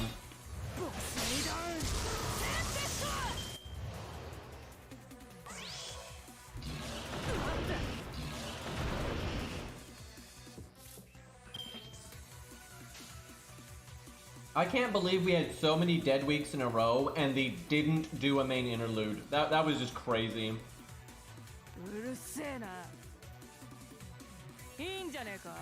We could do Buster art. That might get me right. Nah, let's just be safe here.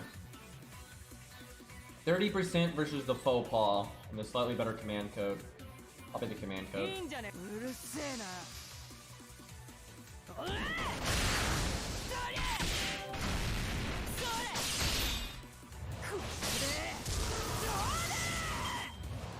Okay, even if the new president is awesome sauce and makes all the right decisions and delegates well, we're not going to see the impact for that for months. It just doesn't work that way. You know, most of the stuff we see in FGO has been worked on prior, right? So most of the stuff we're about to see come out in FGO were things they've been working on since before that guy was the president. And like I said, I think there's a real possibility he's not going to understand FGO. He's not going to care to do the research. He's just going to give them a budget and be like, yeah, you just do whatever you've been doing. Good luck. But we have no idea. I mean, the one thing I've looked into like what people that have worked with him have said and things like that. Basically, he's kind of a dick. He's got kind of a all over the place track record on like the projects he's worked on. A lot of good, a lot of bad. But the one thing is he at least does care about the games that he cares about video games. He's not like a suit that doesn't give a fuck about video games. He cares about video games and he wants the games that he works on to be good. So there's at least that, but he seems like a lot of people think he's a dick, but he at least gives a shit. So that's good at least. You know, if it was like a complete suit, you know, I'd be pretty worried. Okay, we need to not die this turn. It's rather important. If we could get a bullshit crit to make up for that not critting earlier, that would be swell. The thing is, he doesn't have to understand FGO to make good decisions. Like I said earlier in the stream, a good president knows when they're out of their element, and they delegate. Right? He's like, okay, we see this FGO game, made a lot of money in the past, not doing as well now, but still making decent money. I don't understand gacha games at all. I'm going to put this guy in charge. He does understand gacha games. And you'll give him this budget, and there we go, right? That's what you do if you're completely out of your element and you're a high-ranking person. If you're a moron, you try to make a bunch of decisions even though you don't understand the thing you're talking about. And that's generally a really bad thing, right?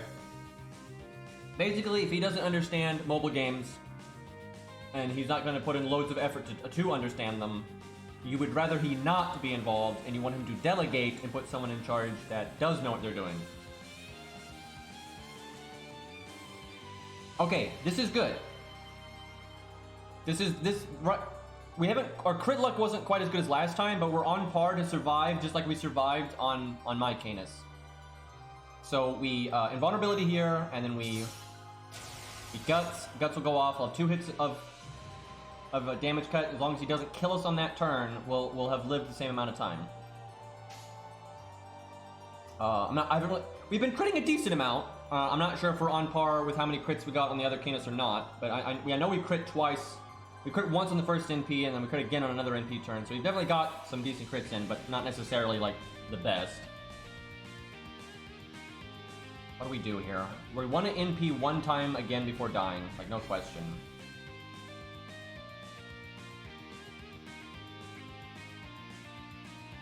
I think we Buster Art, and then we Art Quick. It's either that or we Buster Quick Art and then Art Quick. We should probably... I think we should do this. It's okay crit chances, has faux pas. There we go. Come on, give me another one. Fuck.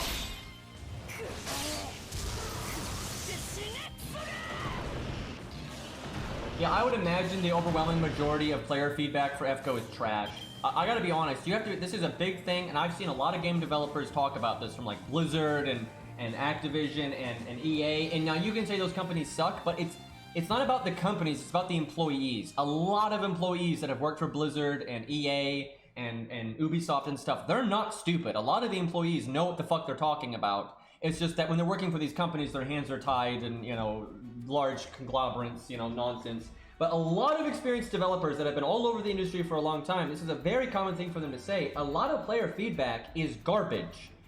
Something you need to be able to do is know the difference between feedback that's just baby rage and, you know, give me more things versus feedback that actually makes sense, that takes into account like the human condition and all these other things, right? You have to be able to know the difference between good and bad feedback. Because a lot of feedback is important. A lot of times players are going to see things that you don't see. A lot of times, you know, they're going to have a lot of play testing that you're just not going to understand. Like when you make something, your point of view is just so different from someone going into it blind, right? Player feedback is super important, but a lot of player feedback is biased as fuck and also stupid as fuck. And I know this. Look at FGO. Look at Jesus Christ. Okay, I'm gonna sound like an elitist asshole. The thing is, I get to do that because I actually know what I'm talking about with this game, and I think the proof is in the pudding. I think my track record speaks for itself. You know, I know this game really well, probably better than I should, right? And I have seen the Discords, I've seen the Reddits, I've seen the wiki comments, I've seen the YouTube comments, I've seen the YouTube videos, I've Twitch chats, the streams. I follow FGO. I have seen so much feedback from people. The overwhelming feedback from FGO players, at least for English speaking, is shit. They have no idea what they're talking about. They couldn't tell you what's good, bad, useful, unuseful. They have no idea. They are fucking stupid. Now, I'm not saying I'm the only person that knows what I'm talking about. I am not. There are plenty of other people that know what they're talking about, but they are definitely a vocal minority. And some of them actually aren't even vocal, right? There are way more people out there that are just baby rage, couldn't tell you what half the they think, fucking Canis is D tier, right? And, Ku is bad, and just so much, Buster is dead, Herc is irrelevant. I mean, every time a new unit comes out, it's like everyone thinks it has to either be god tier or trash. Ain't nobody have any idea what nuance is, right? And God, you had like NA players back in the day baby raging over the amount of free SQ they were getting because they thought they were getting less, even though they were getting more because they forgot that they were getting the dailies early, but nobody counted that because they just assumed JP had the dailies too, even though they didn't, right? Like, seriously, the last thing I want for FGO is for DW to listen to the general public, right? That just, whenever there's a new update, a new unit, and you look at just the loud blah blah blah that's going, it's trash. I mean, most FGO guides, I'm seriously not trying to show shade here, but from where I sit, when I look at the majority of FGO guides out there and just the hot takes from the players and stuff, normally they do not know what they're talking about. Now again, I'm not the only one that knows what I'm talking about. You got like Ace of Hearts out there and all kinds of people that know their shit. But those aren't the people that are on the wikis and the Discords and the Reddits going blah blah blah blah. So if they started actually looking at feedback from players, I mean, God, I don't. Have you all looked, whenever there's a survey, have you all looked at what people put, like, because people on the wikis and Discords and stuff, they'll say what they put on their surveys, and it's like, are you kidding me? They put such they either put stupid shit that doesn't even matter, or shit that's literally impossible, right? Like, they'll ask for things that are just not even feasible within the gaming industry, right? But they don't even realize that, right? Or they just say, give me more SQ or whatever. So it's just like, the way to fix FGO is not listening to player feedback. If anything, I think that will make it worse. The way to fix FGO is to put someone in charge that is an industry veteran that knows what they're talking about. They don't need to listen to me. They don't need to listen to Ace of Hearts. They don't need to listen to nothing. Fuck all of us, right? You don't listen to any of the community, really. Although normally you do want to listen to some people, but the best way I think for FGO to fix itself is to put someone in charge that knows what they're doing and that they have worked on other games, they know the industry, right? That's what they need. And they need to put the manpower into it so they can get in there and make some changes. Put a shot in the vein here, right? Like, we need some oomph. We need some. The Fate franchise is huge and people want to be fans of it, right? People want good Fate stuff, right? So, get to it, right? Put in the effort, update the graphics engine if you need to, make more servants, make more animation updates, make new game modes. That's going to take money and manpower, but put it in there and the demand is there. The demand is there. Put some marketing behind it, get some events to, get new people and returning players back in there, put some nice features in there, get some, nice, good combat going, basic bitch UI functionality, right? That'd be nice. And the game will do well, right? Yes, you're probably never going to get the Genshin Impact levels of success for FGO, right? That's not going to happen. You don't need that level of success though to be, keep the game going and make a lot of money and have everybody be happy, right? You don't need that.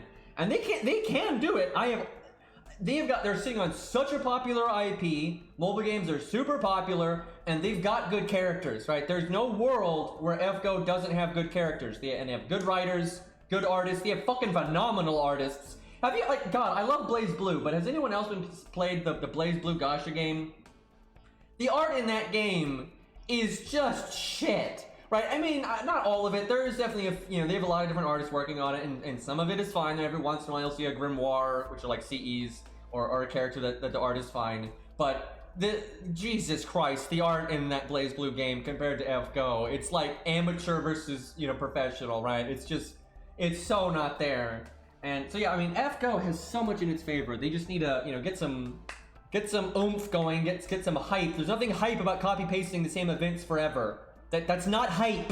That's not even remotely hype, right? It's like, hey guys, we're doing another event that's exactly like every other event we've ever done. That'll get the new players in, right? No, of course not, right? Like, get off your asses. There's so much wrong.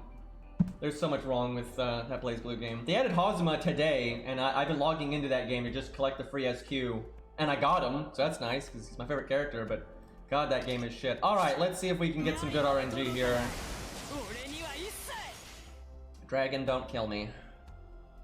I need to get my NP next turn. That's super important, so we'll do that. Shame though we got those 240% crits.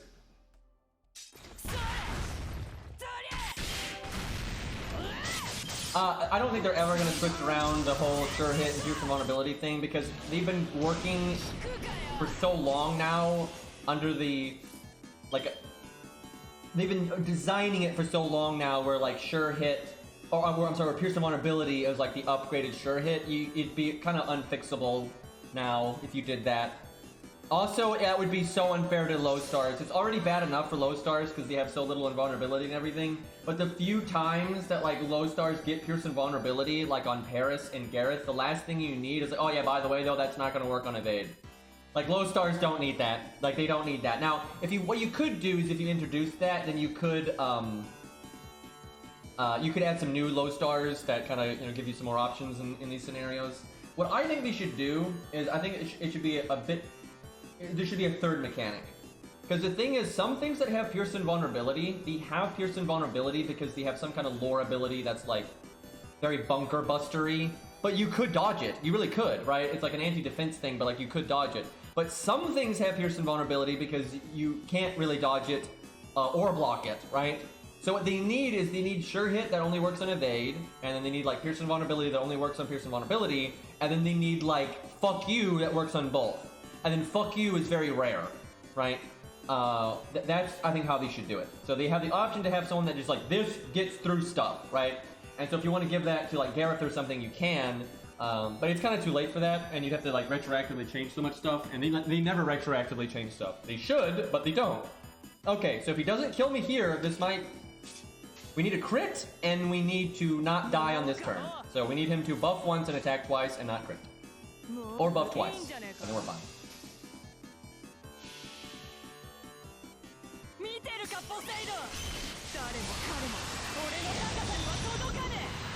No, there's still plenty of ways to get past Castor Artorias because you've also got, buff removal and this, that, and the other. And, but it does stop piercing vulnerability. It's kind of like the one up in that department.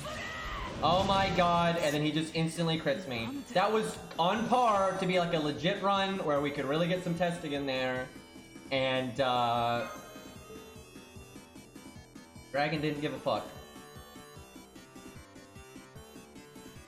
Yeah, so many people think that there's something about Castor Artoria's like invulnerability thing that just goes so far beyond regular invulnerability. It doesn't. The only thing that it does, different than invulnerability, the only thing is that it doesn't, Pierce invulnerability does not get past it.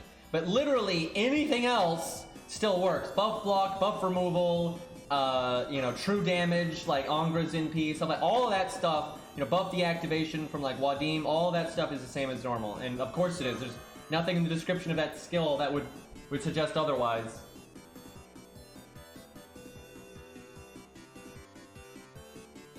It is only a counter to Pierce invulnerability specifically, and that's it. True damage has existed long before League, and it's even, in the original Dota and stuff, but it's the same concept though. That's why it's called true damage, because just like how it works in League of Legends, it's the same thing.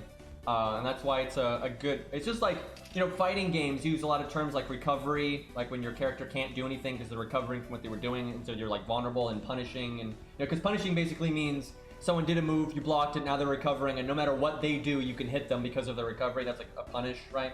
a lot of that terminology applies to a lot of other games, like 3D action games and things like that. And that's good. I think some of these terms need to get more universal. And, because yeah, I mean, what Angra does is true damage, so.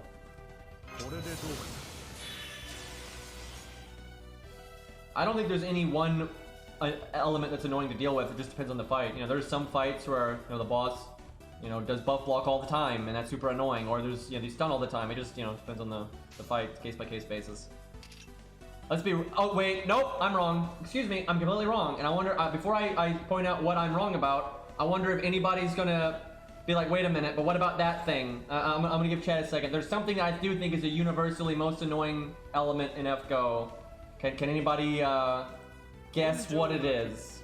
And it's by a lot. And I definitely think it's a universal stupid thing, and it's just obnoxious. Skill seal? Nope, that's not it. Because you can block skill seal with like buff immunity or debuff immunity and all that kind of thing. Oh, there we go. Zaw got it. Insta death. 100%. Insta death on enemies is just dumb. It's so much RNG, and it's so powerful, right? Because really, insta death on enemies, with the exception of a few things, it does not happen often, but it happens often enough to be a real thing. It can still absolutely happen. It's not gonna happen every run, but it will, pop up from time to time, and it literally just kills the unit. Even if you have invulnerability, all that, it's so fucking annoying to have like a unit with taunt, invulnerability, and they get insta-killed, and it was only like a 30% chance. It's like, that's just infuriating, and there's no planning around it. There's almost no planning for insta-death. And you could say, but there's anti-insta-death skills. It doesn't matter, because there's so few units that have anti-insta-death, and bringing them will... Your overall team value will drop so dramatically if you bring someone that has insta-death, if the only reason you happen to be bringing them is because of the insta-death. If they don't already naturally fit into the team, it is way too big of a negative to bring them, and so often the insta-death wouldn't proc and you wouldn't need them. So you're just gonna not bring them and bring the proper unit you wanted to bring and just hope you just keep doing it until the insta-death doesn't happen. That's a terrible mechanic, and that's stupid, right? Like, insta-death can go fuck itself. It's just a garbage mechanic because it'd be way too strong on the player side, so they basically only have it kick in once in a blue moon. And then on the enemy side, it kicks in like normal, but it's still super crazy RNG, and it's just shit. Like, it's so shit. The only thing that's nice about insta-death is it does reward units that have gut skills on their own, like Ku and so on and so forth, because they have a safety net against it. But, it's just way too random. It's just way too random. So yeah, I really fucking don't like insta-death, and it is absolutely annoying. I think we've all had challenge quests and main story fights where the only reason things went to shit is because the enemy happened to proc insta-death on something that didn't even have a particularly high chance to insta-death. I think we've all had that happen at least once, and it's dumb. Because, like, for example, this is why I think insta-death is just a universally terrible mechanic. Let's say you're fighting Arjuna as a challenge quest boss, right? And Arjuna, he generally NPs in 3 turns, right? So you can it pretty quickly. So maybe you're a more budgety team, you're maybe a new player, free to play or whatever. So you're not strong arming it. You're not going to 3-turn him, but you've got a team that can probably do well and is probably going to win. However, when he goes to do that AoE NP, if an insta kills maybe 2 people or fuck 3 people, then you're absolutely going to lose, right? Like that. But if it doesn't happen, if maybe insta kills nobody, then you're absolutely going to win. That's stupid. Right, because maybe you've got David, so you got the evade for the whole team, so you've kind of done your due diligence there, right? But that's stupid, right? Like that's just such a dumb mechanic that can just randomly slaughter you. But then so often it won't slaughter you, right? Like, it's just silly.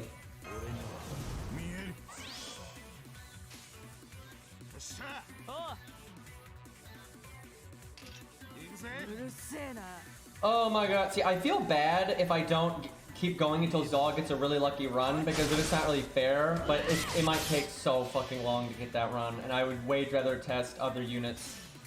So today's stream is literally the Canis stream, and I guess tomorrow, I really thought we were going to get to do Lancers today, but the RNG here is just so fucking stupid. We're definitely seeing an average, though. Average, she's kind of in the 800k range, right? And then when she gets lucky, she starts getting into the 700k range. That's pretty much where we're at. But that's the same between the 2 Canises.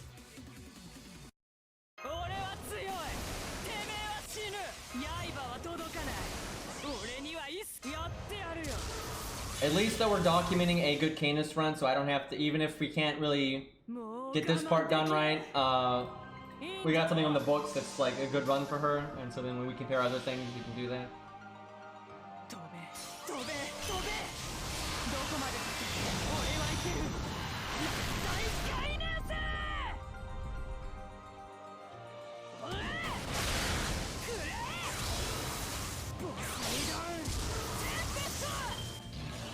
Look how much less damage we do there because we didn't crit. Like, because of that, there's no world where this run can ever catch up to those other runs. There's just no way. You can still do well, right? You can still get a good performance for an AoE Lancer against a Saber, but you're not gonna... The only way you could kind of make up for that is if you just crit so much on these following turns. Which, hey, look, we didn't even crit on the fatigue.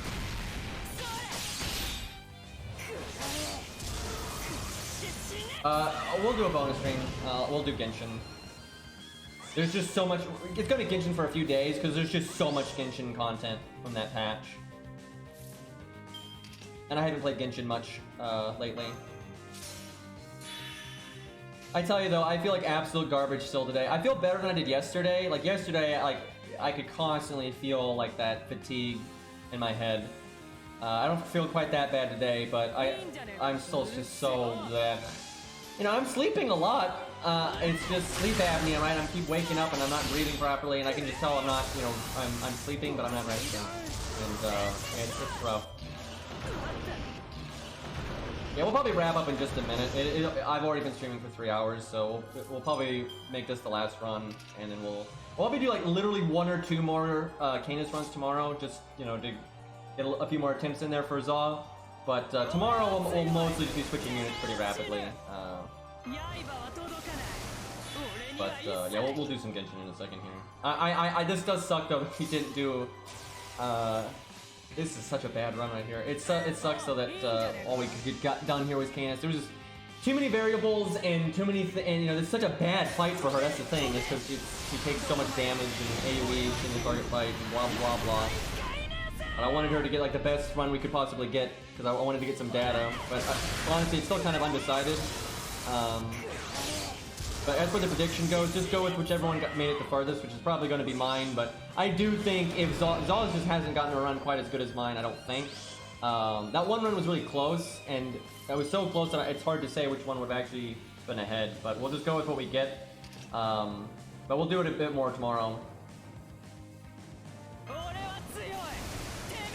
And now we can do another poll tomorrow. Like, will she be able to, you know, in 2 or 3 attempts, will she be able to make the new record, right? That's the, what will be tomorrow, I suppose. Yeah, this run we're gonna do 1 turn short again, just like before.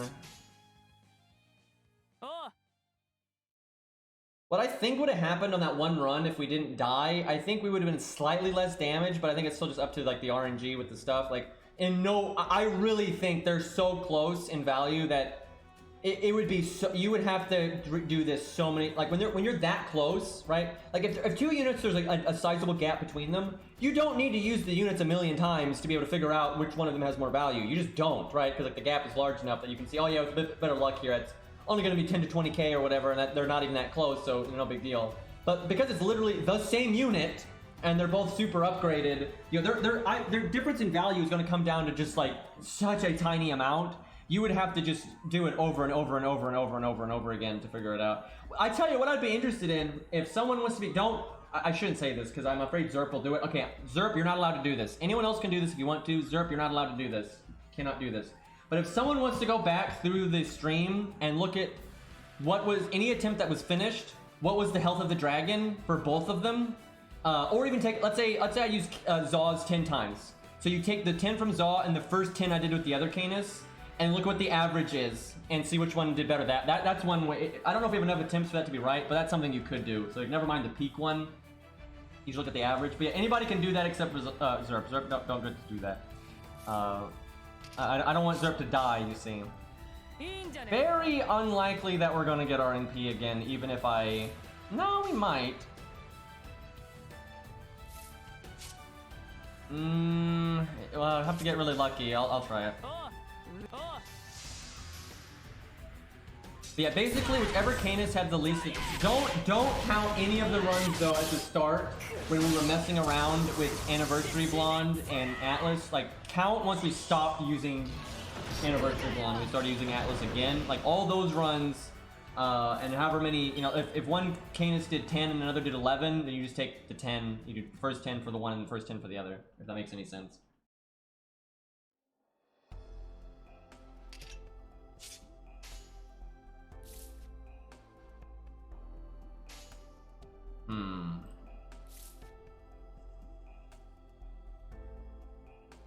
Just crit forehead?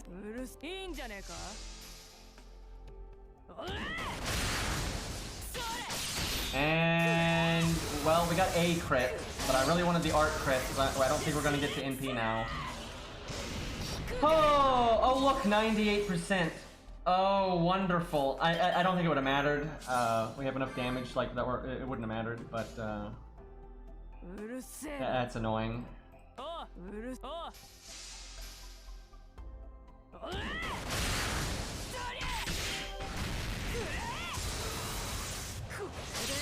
That was not a good run. That was not a good run.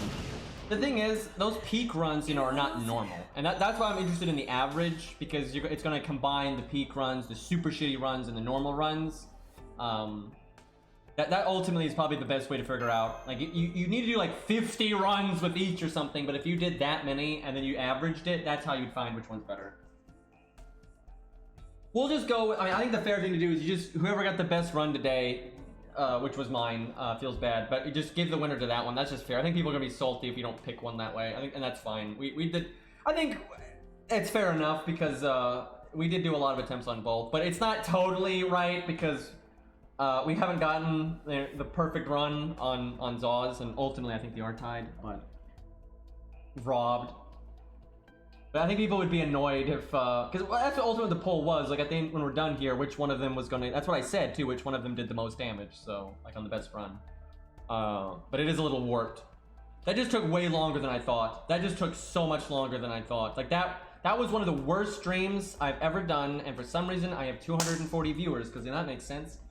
Okay, I feel like before we do Genshin, we do exactly one other Lancer, because that's just, I'm not going to suffer through all that and then not at least use one other Lancer. So we'll give people a chance to redeem though. We'll probably use Zaw's Canis like 2 or 3 more times tomorrow. Not a lot, we'll use them a little bit.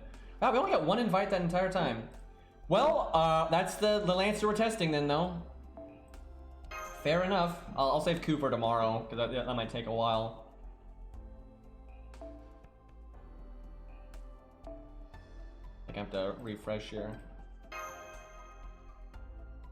Alright, let's... And he's not showing up. God damn it. I don't think she's gonna do so good. Having tested her against Lobo, against a lot of other things, and how her performance was honestly kind of shitty. I mean, it wasn't awful, but it really was nothing spectacular.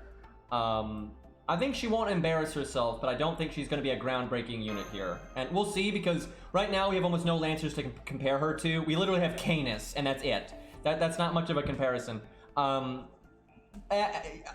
Let's see if I'm right or not tomorrow, right? We'll do a lot of Lancers tomorrow, and we'll see. Maybe she is going to be like head of the pack, but I doubt it. I don't think she's going to be in like the bottom half. I don't think she's going to be like garbage, because some of the Lancers I think are going to super fail. But, I don't think she's gonna do super amazing. I think she's just gonna do, you know, okay.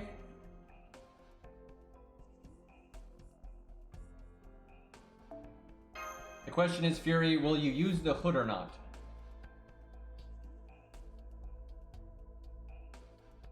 Feels bad, Zerp.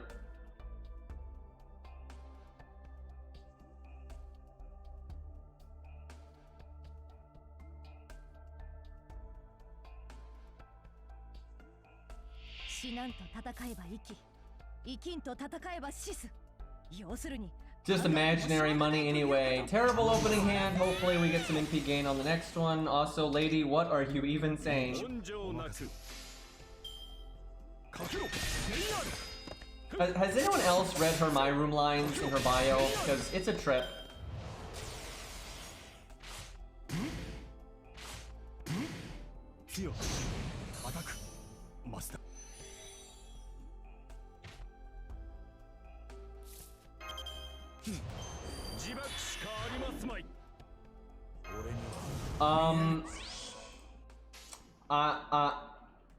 We can still bail ourselves out if we get a good hand on the next turn, but really, game?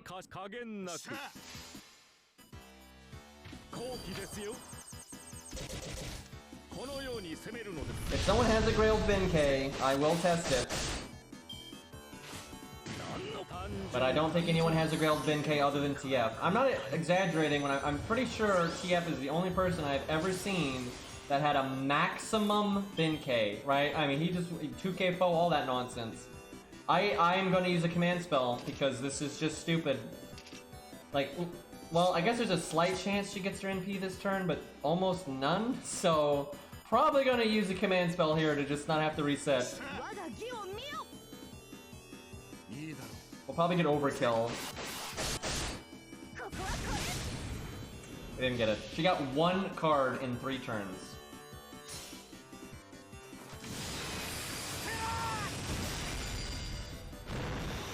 The only thing we will cheat with if I use a command spell is we'll get 200% overcharge. Let me see if that's going to matter for her. Because we'll do an art chain and that'll take us to 200%. And normally you would never get to 200% even if you got lucky. Let me make sure that's not like some big value shift.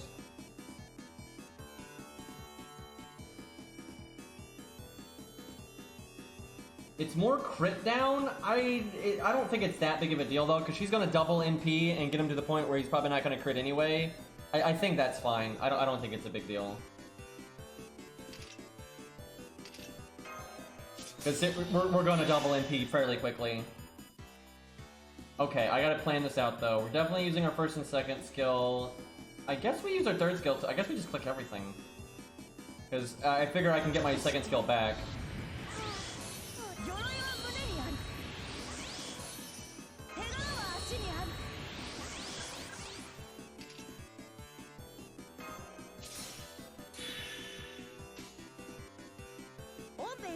Nice crit chance.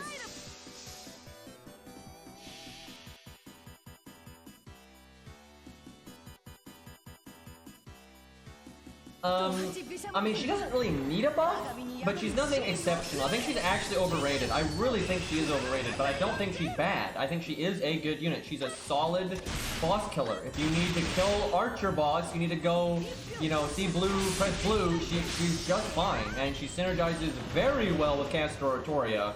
Like very, very, very well with Castor Artoria. She kind of peaks higher than others that way, to some degree. But for normal gameplay, the average player, she's not going to be game-breaking. She really isn't. But she's not bad either. She's totally solid. She killed Archer boss real good, right? So I don't think she needs a buff. But I also don't think she's like super top tier. But you don't need, like, you don't buff everything until they're top tier because then you just get super power creep. So yeah, there's no issue. This is what I'm saying. We're already looping. And he couldn't have crit us last turn anyway because we had the evade, and then after you do the second crit down, it doesn't even matter. So that I don't think the NP boost gave us any advantage there. If anything, it hurt us, because getting crit would have been good last turn. More NP refund.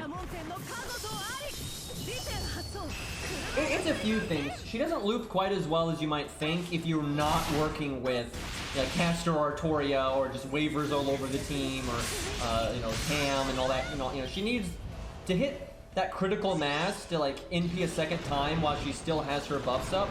She needs more help than some players are going to have. But you can do it. You definitely can do it, and she does scale very well when she is working with those units. And a lot of times she can NP 3 times in a row, right? And that's very good. Her raw numbers though just aren't incredible, right? Like her RDF is only 1 turn, and it's only 30%, right? That's really not that great. And then her third skill, you know, it's pretty good, but it's nothing like exceptional and everything, and she doesn't have an upgraded NP. I would say if you were going to buff her, the one thing I would give her is an upgraded NP. That's like the one thing I would do. But yeah, I do think she's a bit, it feels bad, Zaw. I feel bad because I wanted to use Zaw's Canis more. It's just, the stream would go on for like 70 hours. We had that one run that was legitimately really good. We had better crit luck than the other Canis did, but we didn't live that one turn. And I feel like even if we had lived that one turn, she would have been just shy, but not by a lot. I think they were very much in the same ballpark. And I do not feel like my Canis is stronger. I feel like if we to figure. I don't think mine's necessarily weaker. I think they're very close to being tied, and that tiny value shift, you would just have to use them both a bunch more, and then add up the average. And I couldn't even tell you which one it is.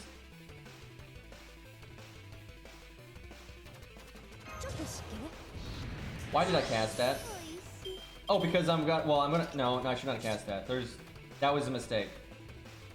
Look, I am super sleep deprived, and I can't think clearly anymore. So the thing is, I'm not really sleep deprived. I'm rest deprived, right? Like I go to sleep, but I don't get REM sleep. That's the thing. So not exactly sleep deprivation. That was definitely bad, though.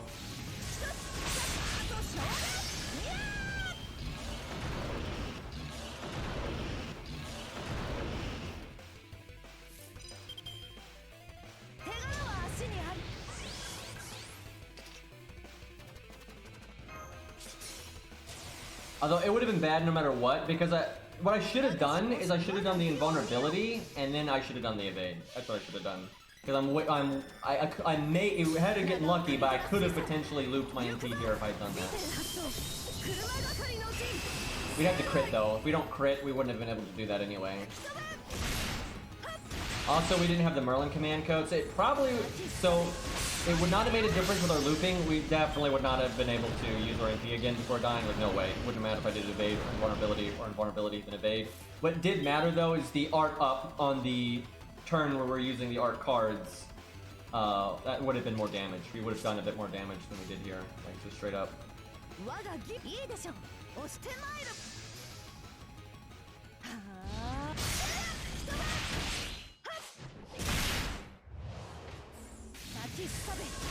So we'll benchmark this one, but we'll use her again tomorrow. I suspect we'll beat this in 9:56. I suspect we'll get farther than that tomorrow, but we'll do that then. I don't think she'd get way farther or anything, but on a good run, if you crit on that turn and I used my skills correctly there, we could have looped. We could have done more damage with the NP that we did, and we could have done one more NP.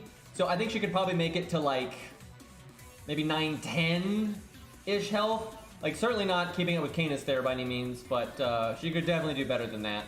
Maybe she could go to like 890 or something, but I'm thinking like 910 is probably what we're going to see if you get a good run. That's probably not her average though. Her average is probably like 940 probably. Okay, so I think that's enough FGO for today. Although that was basically just a whole lot of Canis, but we'll switch to Genshin Impact now. So for those of you that don't want to watch Genshin, I will be streaming again tomorrow, assuming I don't have massive sleep apnea problems. And we'll check out the new costumes, and then we'll actually use different units, for God's sakes. I'm gonna just reset the stream real fast, just so the stream title changes. But I don't really need to take a break. I'm good. Give me just one moment here.